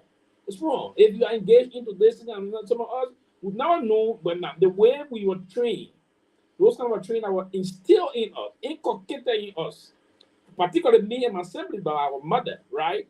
Those are the kind of training that say you have to be honest. If I can get just this $100 Liberian dollar, honestly, I will have to go and drink my Ghana will buy my donut. That's the reality in this country, and we will have to confront the reality and move along with those things, and build some principle, right? And surround ourselves with a line of the principle and see. But I think this country, the good people, we still got more good people in this country than the bad people. And trust me, we the good people will win the war in this country. We're going to win the war. We will change the narrative, and we will push a lot of systems that will help us collectively move this country forward. And I believe that. And I believe from between now and the 14th of next month, we're going to take a decision, and that decision is going to be binding on the country. And then we're going to forge on. We're going to move that role forward. We're going to again reconcile. And that's why we've got someone that's been playing the role as peace ambassador before. He played a lot of role. Even the past government invited him to play some role. He played a special role with UNICEF when he served as peace ambassador, helping to bring the children that were affected by the civil crisis. He played that role. He went in other countries, for instance, in South Africa. He played some role also there. He went across the world. He can do it back home here. And that's one of the reasons that when we elected him in 2017, and we are about to make the history, to take him back to the Liberian presidency where he will finish the unfinished business. I mean, and I'm proud to be part of the process. But we would not sit and fold our hands, and those folks will try to think that we would relax and clap with our legs. No. We will not allow nobody to degrade this peace. We're going to protect it collectively. It's our collective responsibility as Liberian citizens to protect this country. We will do it. We're not going to allow any neophyte to come here and undermine our peace. No. If you're falling along the wayside, we're not going to allow anyone to do that. Absolutely not. Yeah, thank you, man. Look, guys, I'm sorry. There are 3 developing breaking news, but perhaps we'll be on tomorrow. But we cannot, because of the nature of it, we just want to say this. They're developing. They call it developing news, right? And that news I'm talking about may change the course of this runoff. If it hit the stage tomorrow, from what we're getting. But in the meanwhile, we still are waiting. Okay, Can you tease us a little bit about it? Well, there are two. The two of the news is about two big endorsements, and another one is I can't talk of that one now because that won't be for me. But maybe we'll talk off the line.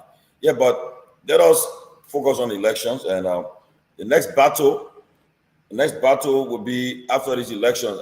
What's happening right now is that also is the battle for the speaker position in this house. That's something that we'll be discussing later on during the course of the day of the week. That's the battle now. Today I heard there are three persons running for that position for the speaker. The next speaker, the sitting speaker, Honorable Chamber, was defeated by the CPP candidate Anthony Johnson in Maryland. And so for the 55th legislature, we'll be having perhaps a new speaker. It's Anthony Williams. Anthony Williams. Yeah. Anthony Williams. Thank you. Yeah. So from the CPP. So for the 55th legislature section in January of next year, we have a new speaker. Definitely we have a new speaker because the present speaker was defeated. And so far I know the deputy speaker, Councilor J. Konati Kufa, is running, and also the new elected Nima Kano District Representative 7, Chairman Musa Hassan Bedete, is also running. And I also heard about another lady called one Priscilla lady, and the fourth person I think is Thomas Falah. So it will be a tough speaker race. Right now the two top contenders are Fonati and Musa Bedete. We'll know what happened in the coming. You think so? In the coming months.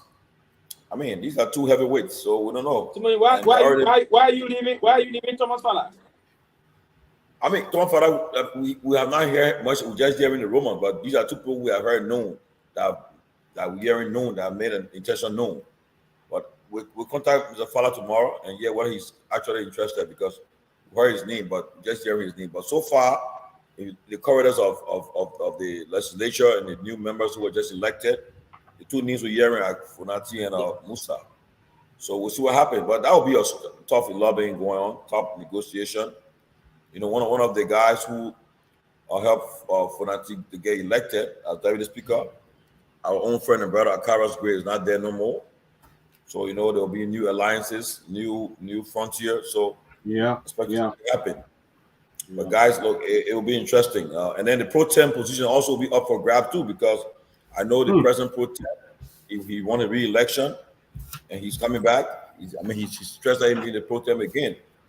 But let's see what happens in the coming months. And also again, another factor is the presidential race. That's what happened. The one who wins the race and so forth. Yeah, they all have a say in that particular who the speaker and the pro tem, because you want your agenda to be executed. But that's one thing we're hearing. Just also today, I spoke to Honorable Koluba. He said he's on his way to Ghana tomorrow. When I called him today, we talked today. He said, "Oh man, I'm going to Ghana. I won't talk nothing. I won't meet nobody. I'm going to Ghana tomorrow. I want to go right now. I said, wow. He said, my man, I'm going. I said, I'm serious. I'm going to Ghana tomorrow. So, but it's interesting, guys.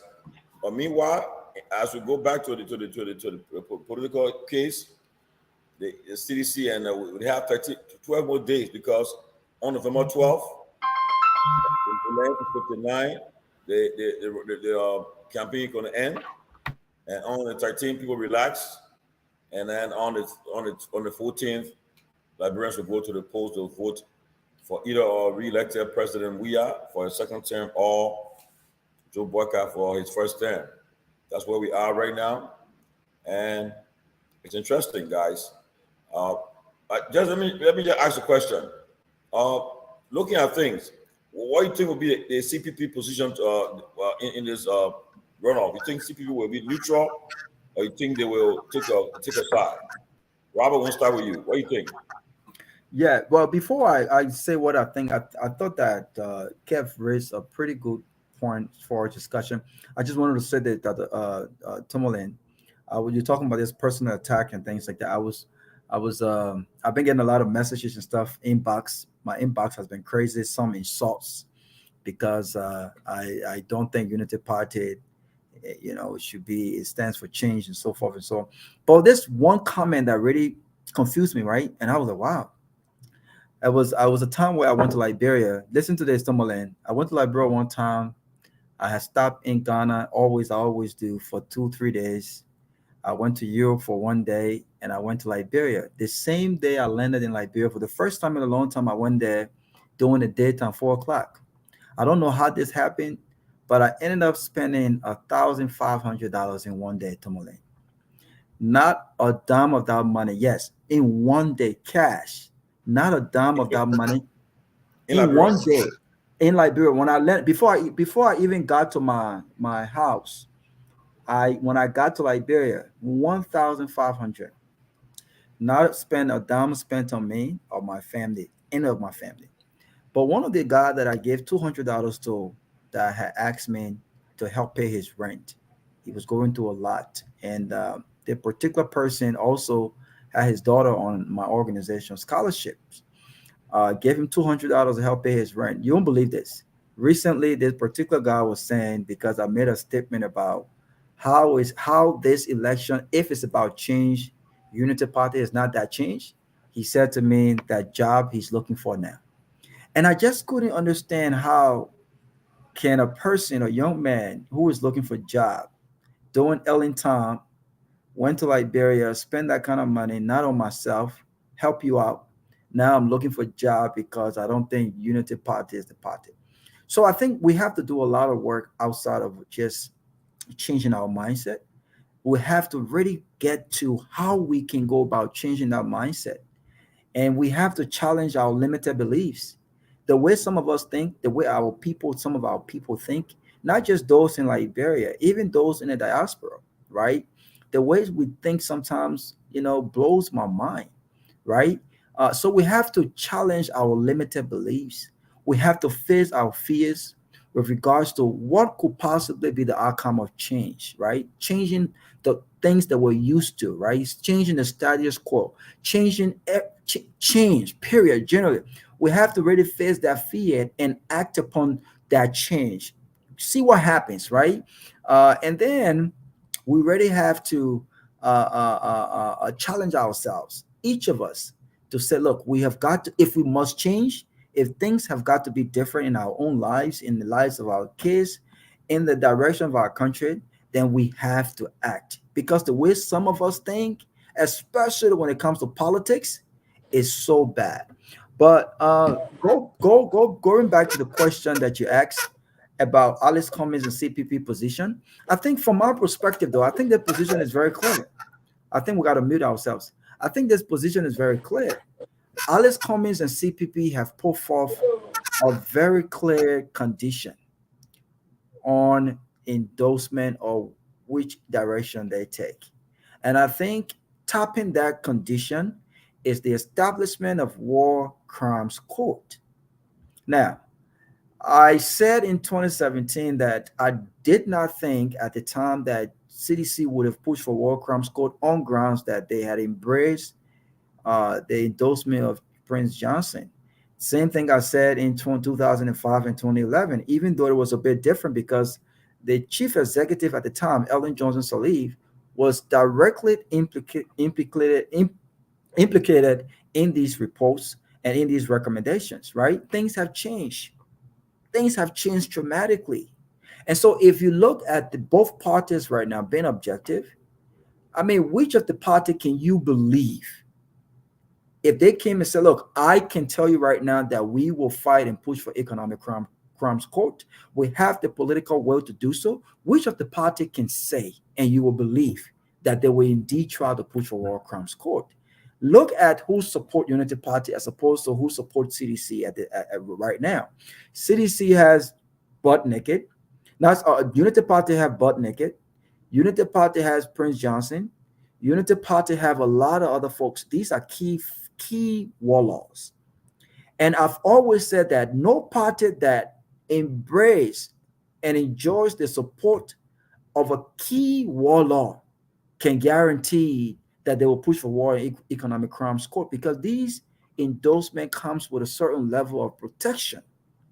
So there is no way Joseph Boakai and Unity Party can tell me right now, can convince me if I was CPP and Alice Cummings, that they can in fact push for war crimes court. To push for war crimes court, you've got to be able to say, look, I have everything that I have to turn Prince Johnson over. To say, look, I have everything that I have to ensure that Botnick and others can have that day in court and be held accountable for crimes committed. The Unity Party cannot tell me that. Is CDC perfect with regards to this? No, they're not perfect. They're not perfect.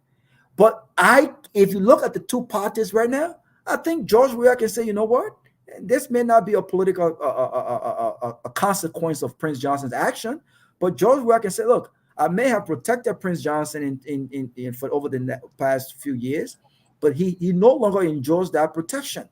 I can establish and push for war crimes court. One, George Weah can also argue, well, guess what? This is my last term.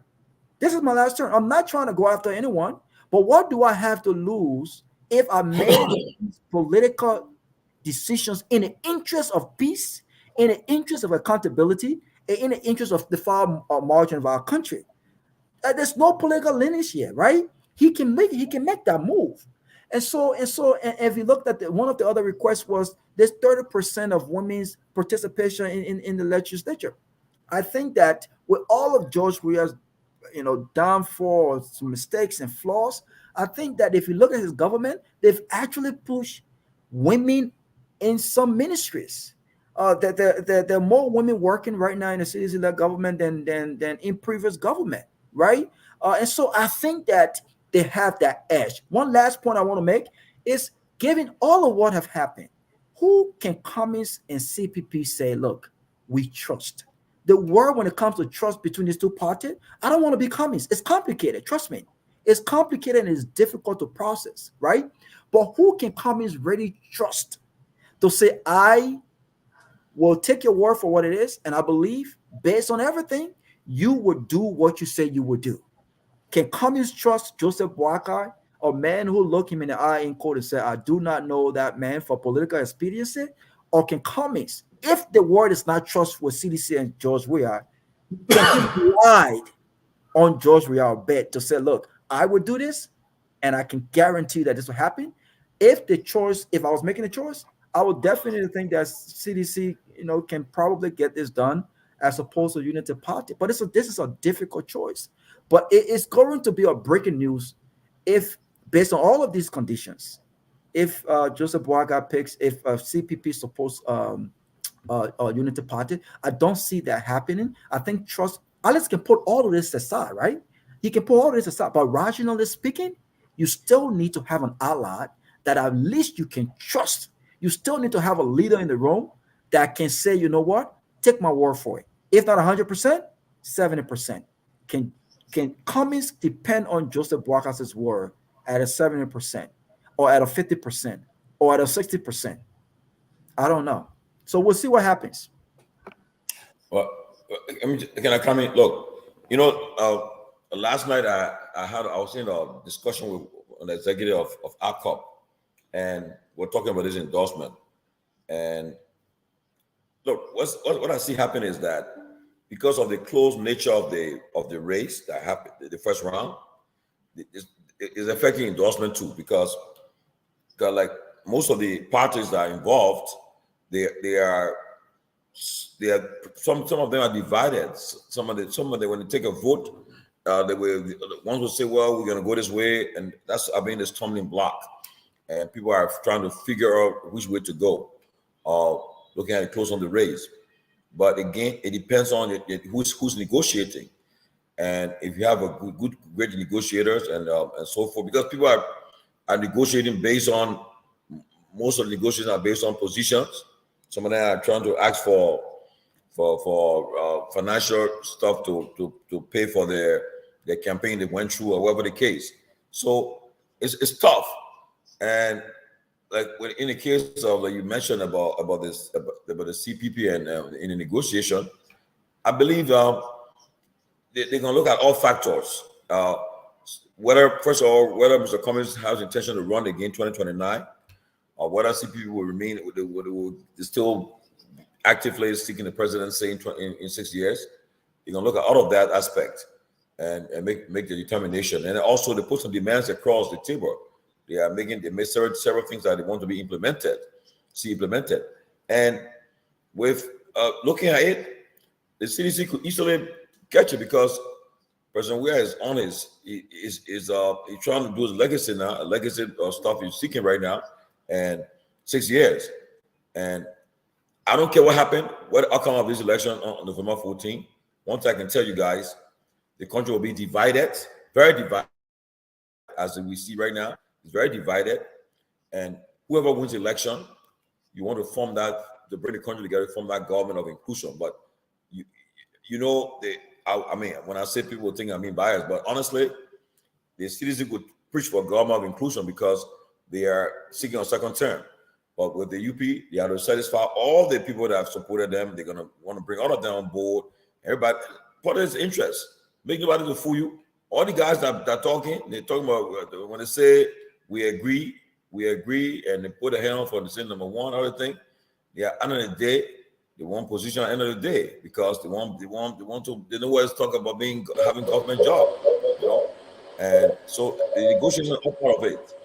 And for me, for what I've seen, it makes you afraid of government job now because you want to be you want to push for the private sector growth, to develop the private sector. And I believe any government that comes to power, that's where it should be their focus, to develop that private sector because make government job less attractive, and you focus. But right now, it's all about negotiation, lobbying, wheeling and dealings, all happening right now. Some demands I'm hearing from people. Some people are saying, "Am I giving them this amount with the amount of positions? We want this one happen." I mean, But again, I issued earlier when I said today. I said there are some folks who are acting like when they come and tell you they are for the good of the country, but then at night they doing back those discussions. But if they continue by Friday, I'll call their names. I don't care. We know some of them. Yeah, you just cost me now. Oh, you cost me. I get I cost you back to but I will call some of the names, and I will expose some of them. It's not coming because we know some of them. Tomalin, people's lives. Some of them, the one who collect their part of bonus outside the Capitol building. They go and track other people and collect the bonus. Then they come by and talk about, oh, this one was not done. Oh, the government did not do this. But then outside they go and collect the bonuses at night from their colleagues' home, things like that, because they didn't want to appear to be seen in the Capitol building. So a lot of them doing it, and then they're on the other side throwing stone. We know that. And you struck a very good point here, Tomalin, that the country will need to be united. And I don't. Let me just touch on the CPP. We follow Mr. Cummings' case. We know how they were having press conference. We saw people at the courthouse, cars, and people were chanting and singing songs and calling the roll. You finger the document, all of that. I mean, like the rapper said, how can you go back to that group and believe that they are the one to lead the country? How can you even go back to them and think they are?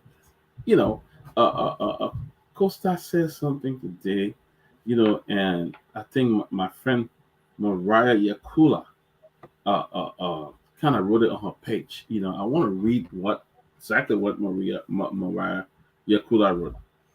She said, Joe Boaga hates Congo people. He rejected Bronskin, Finley, Cummings, because he said the Congo. He never asked Cummings to be his running mate. Can you imagine? I'm going to stop there. If you go around Liberia today, around this place, the first thing will tell you, Mr. Cummings Massa, he should have ran with Boaga. He should have been the man running mate. But you didn't tell this man to be a running mate. You didn't even encourage him, And yet you go to him and ask for endorsement. To me, I ain't got that kind of dry face. To be honest, I ain't able to do that. I go in the cohort. Not like everyone that say dry face. Eh? I don't want to say the other word because that one, but the dry face. Then you go back, you ask this man to support you. You go in the cohort, you say you know the man. The man you come to Atlanta, you the come to Atlanta, Georgia, the man will come to your fundraiser to give you money. You say you know the man. Then you go and ask him for help. So then what I'm saying here is, look, I don't want to say this, but with Prince Johnson involved, Prince Johnson involved, with Butt Naked involved, you don't want to put this country back. You want to put it back. Liberians have not recovered since the Civil War. They have not. Most of them died from the frustration. The only money they had, the only home they had, went. Some of them living at home over 20, 30 years, they cannot repair it because they ain't want to do it. They don't want to go back to war. And bringing these guys in, making these divisive statements, this and that, no way. So I don't think Mr. Cummings, the bad blood is too plenty. They're all on the floor, wishing all over your head and stuff like that. You see? And you are not different from the person you're accusing. You're accusing this man. You're accusing President William every day. Oh, he's squandered the country wealth. Oh, innocent people dying under the government. Oh, the U.S. government did this. Oh, the U.S. government brought sanctions on it, did that. Every single thing you talk about assisted under your leadership for 12 years. Everything. Maybe not a sanction. No vanishing or sanction. Everything you talk about went on happened in your government.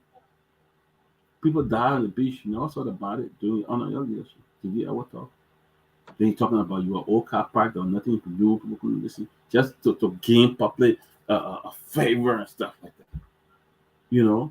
So I think even though the CPP, Mr. Cummings, will take a side, but would that side be a unity party? But No. Dr. Peabody, let me say this. Let me just come in a little bit on that endorsement thing. You see, when you're endorsing somebody, basically it's about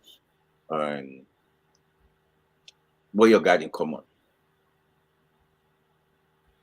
Your vision will align with that person's vision. If not 100%, but at least close, you can fix something. Mm-hmm. I don't see Mr. Cummings under the same tree or under the same roof with Prince Johnson, because Mr. Cummings and Prince Johnson don't have nothing in common but naked all those people. Yeah. And if you endorse Unity Party, which you get Prince Johnson, then I don't know what the case if Mr. Cummings and the CPP will make, because I think there's a lot of smart people and making that decision. A lot of smart people in that CPP. I know they would think about all this. People should remember part of the June 7 protests. It was on our alliance with the Prince Johnson, the MDR. People came out. Well, the same Unity Party folks, Robert, on June 7, the same Unity Party folks came out and protested. They spoke about this Prince Johnson. So when folks saying Costa leave from there, and he said the vision, I quote what Benada you will say, they left us. Mm-hmm. Mm-hmm. Not we the one that leave, they left us. Yeah. So when they say they don't want to be under that same tree with Prince Johnson, it's hard for me to see Mr. Cummings will align himself uh, with that. Especially because I know how Liberian, because of Prince Johnson uh, and endorsement back then, the Ganta Declaration, a lot of people said things. They protested. They went on the streets. They went on the streets. So, so interesting. We'll see. But the lot of decent people within the CPP will make a good judgment. But and I don't know if they can go any other direction. Let me Yeah. But let me say something quick and now, because a lot of people, we have 3 online TV that carry a closing argument. You have the main closing argument page that is there. You get it's over 2,000 people watching. Then you have the real TV from True FM. Then you have Discuss Liberia TV. So you have like 3. So you might go to other one, you see like low number, but that other online TV that's simulcasting us. But the closing argument page there. So we open it, you see like 3. The first one up is the closing argument. Then you have the real TV. You have the Discuss Liberia TV. So it's a 3 out there. You gotta see some people say, "Oh, this number here, this number," but it's 3 out there. and let me just say something. I know there was some news going around today, but let me just clarify it. They were saying about people getting mixed up with endorsement. When a party endorses another party, it doesn't mean that the party have decided to come together and be one party. Because people were carrying the lies around that there will be a ceremony where Costa will go into CDC headquarters to go where the gain the beret. All these things are all lies. They're all lies. They're not true. Nothing happening. In fact, I was in the presence of the president yesterday when he sent for the caps. I think it's an ALP. I think we had to something the cap he had, and they brought it to him in the U.S. office and they shared it's ALP. Something about ALP number 2, something with ALP and CDC. That's all. The white caps. He and himself handed it to the ALP people. So it's nothing about they're going to they're going on the Sakamotri. All these stuff are just propaganda and politics. And moreover, too, the citizens are not happy with what happened. That's not true. In fact, hopefully, if all goes well, for the first time, the CDC chairman will make his debut on our platform. I just spoke to one of his confidants, and it's been worked out. So all this rumor will be dismissed when they make the appearance. Guys, all you hear now is rumors and lies and so forth going on right now, but it's all politics. And what we can always say right now, people are making the best of the negotiation. Who get the best negotiating skills, you make a deal. But these negotiations are very tough, very close because of the nature of the race. The two sides, CDC won 43.8%, and UP came 43.3%. And President Weir had 804,000 plus popular votes, and Walker has 798,000 plus popular votes. So it was a close race. And so right now, that's why negotiations all tough is going on right now. But people should just don't listen to all the things you see on the Facebook. People come with all these lies and so forth. People are discussing and having this time going on. But I know for a fact the race is going to get stronger next week because everybody, as we speak, people are already, just that people they're not seeing what happening, but and only in the noise right now, but people are campaigning and so forth. And one thing you always remember to defeat a ruling party, it's not an easy thing to do. They'll put everything into all their best and everything they have to their advantage to ensure that they convinced the electorate. The counties, there are 15 counties, and the voters will be going to the polls to vote again. But guys, I think we have done duty, our due diligence for tonight. But tomorrow we have a line of people coming tomorrow. And I had a long talk with Tilia yesterday, and Tilia will finally announce, she said she wanted for all the process over now. She'll be joining us now. And Costa also, in fact, after the program yesterday, me and Costa we spent more than hours together. I mean, just talking different stuff. And he'll be coming too, frequently too, on the platform, and anybody who else. But the platform is here. I want to say thanks to all our viewers. And Salimatu, Haduo, Salimatu, I saw you dancing, and Keff, I saw Keff dancing too. Makan, happy birthday, 50th birthday, Makan. Want to say on behalf of the closing argument, all the crew here, want to say happy birthday to our guest from the high table, Makan Randa. I missed it. I would have been there, but closing argument pulls us remain on the ground to make sure that we cover it up.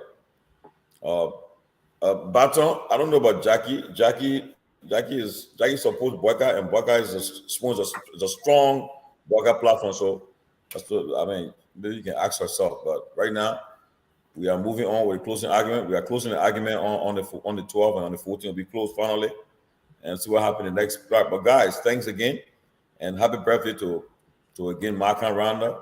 God bless you, and also my niece. We graduated from the AME University on Wednesday with bachelor's degree in business administration. Patience Dolo. Today was our award day. They received an academic award. I want to congratulate her too. And I'll be going to the graduation on Wednesday and so forth. But guys, Robert, and Peabody, Keff, thanks for coming. And guys, let's pray for Liberia and wish the best as these elections get on. Already on the way. But again, thank you guys. From my end, I say good night. Good night, brother. Good night, everybody. Robert, thank you for coming on. All right, my brother. Good night. See you tomorrow, Robert. Hope you come back. All right. All right. Guys, thank you for watching, and have a good one.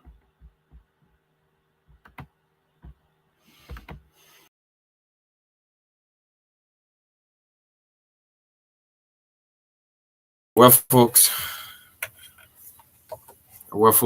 this is all the time we have to be with you here today on the closing argument. Join the team tomorrow, same time, same station, 2FM 96.1.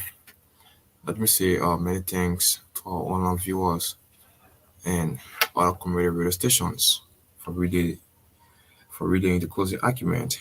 And let me say many thanks to 2FM 96.1, the Encyclopedia, Nima Counted, and Hot FM 107.9, and other community radio stations.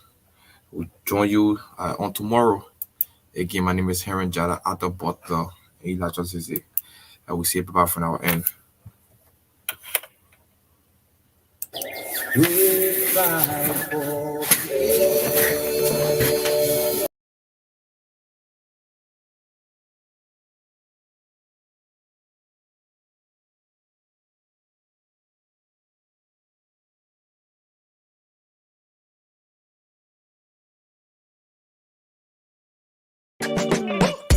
Your family members abroad need to send you money? Worry no more. Henceforth, receive your international money transfers from Europe, USA, and South Africa made via Western Union, MoneyGram, and many more directly into your Orange Money account. At Orange Money, we are family.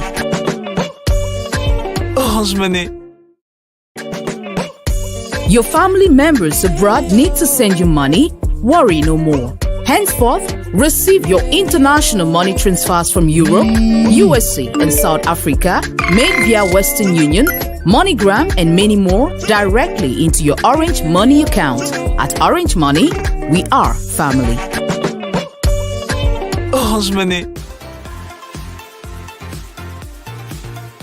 Let your celebration begin with Fat Liquor Outlet, your first Liberian-owned liquor store in the city of Brooklyn Park, Minnesota. We have everything that you need to set that special occasion or bride. For your next party or great get-together with friends, visit Park Liquor Outlet. We have great selection of beer, wine, gin, and many more at affordable prices. Our customer service will make you always want to come back. We are open Monday to Saturday, 9 a.m. to 10 p.m. and Sunday, 9 a.m. until 6 p.m. Park Liquor Outlet, your one-stop celebration store. We are located at 6315 Zine Avenue North, Brooklyn Park, Minnesota. Visit us today and feel the difference.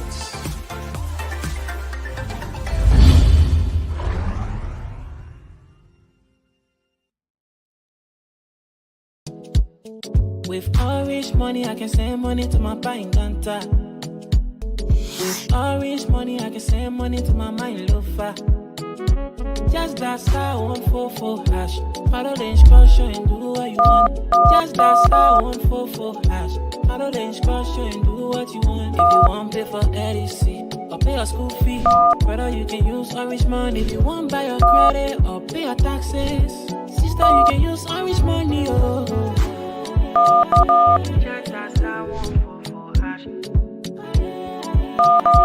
Just that star 144 hash. Just that star 144 hash. Just that star 144 hash. Tell me who I put for. Where my orange money, yo. I can pay my LEC bills. You see orange money, yo. Tell me who I put for. Where my orange money, yo. I can pay my LEC bills. Orange. Good morning, good afternoon, good evening, wherever you are, anywhere in the world. Welcome to Panelists. I'm Esther Limeli Bryan, the owner and CEO of Panelists. At Panelists, we do amazing things in the spa. Panelists is where tradition meets modern health and beauty. We live up to our slogan, luxurious, elegant, and affordable. At Panelists, we have one of our amazing treatment rooms. It's called the Ayurveda room. In that Ayurveda room, we do the Sharadara oil treatment. Sharadara helps you to ease your stress. It's very relaxing. Once that treatment is done, you feel very calm, you have good sleep, and we have professionals doing all these treatments. You should see our pedicure rooms. Our pedicure room is amazing. You'll be very comfortable. We have professionals to make sure that you leave here with a soft feet. We will make sure that you leave here with your nails well done. We have an amazing hammam room. We have a professional from Morocco who will give you a Moroccan bath, nothing you have experienced. So come to Pamper Parties and enjoy these services. Our massage room is where we do the Swedish massage, the hot stone massage, deep tissue massage, and everything. Our facial room is another amazing room. Before we do your facial, we analyze your skin with our skin analyzer machine, and then we recommend, our professional recommend the kind of facial for you to do. We also have amazing products. We have products like Eminence, we have products like The Ordinary, we have products like Olay, we have the CeraVe, and just so many amazing products. Oh, these ladies, listen. This one is only for my ladies. At Pamper Parties, we have something called the Pamper Parties Secret Garden. I'm not going to say it here. We don't want you guys to know what we're doing. But when you walk into Pamper Parties, just inquire about our secret garden. We are located in Colony Hotel Compound, Congo Town, Monrovia, Liberia.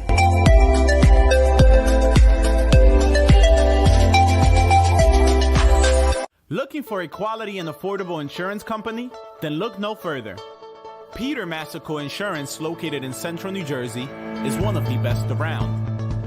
Peter Massaco Insurance specializes in homeowners insurance, auto insurance, life insurance, business insurance, and many more. We even offer a free financial planning consultation. We partner with over 20 top-rated companies to make sure we provide affordable prices to our clients. We have a full bilingual staff to fit your needs as well. Let Peter Massico Insurance help you today.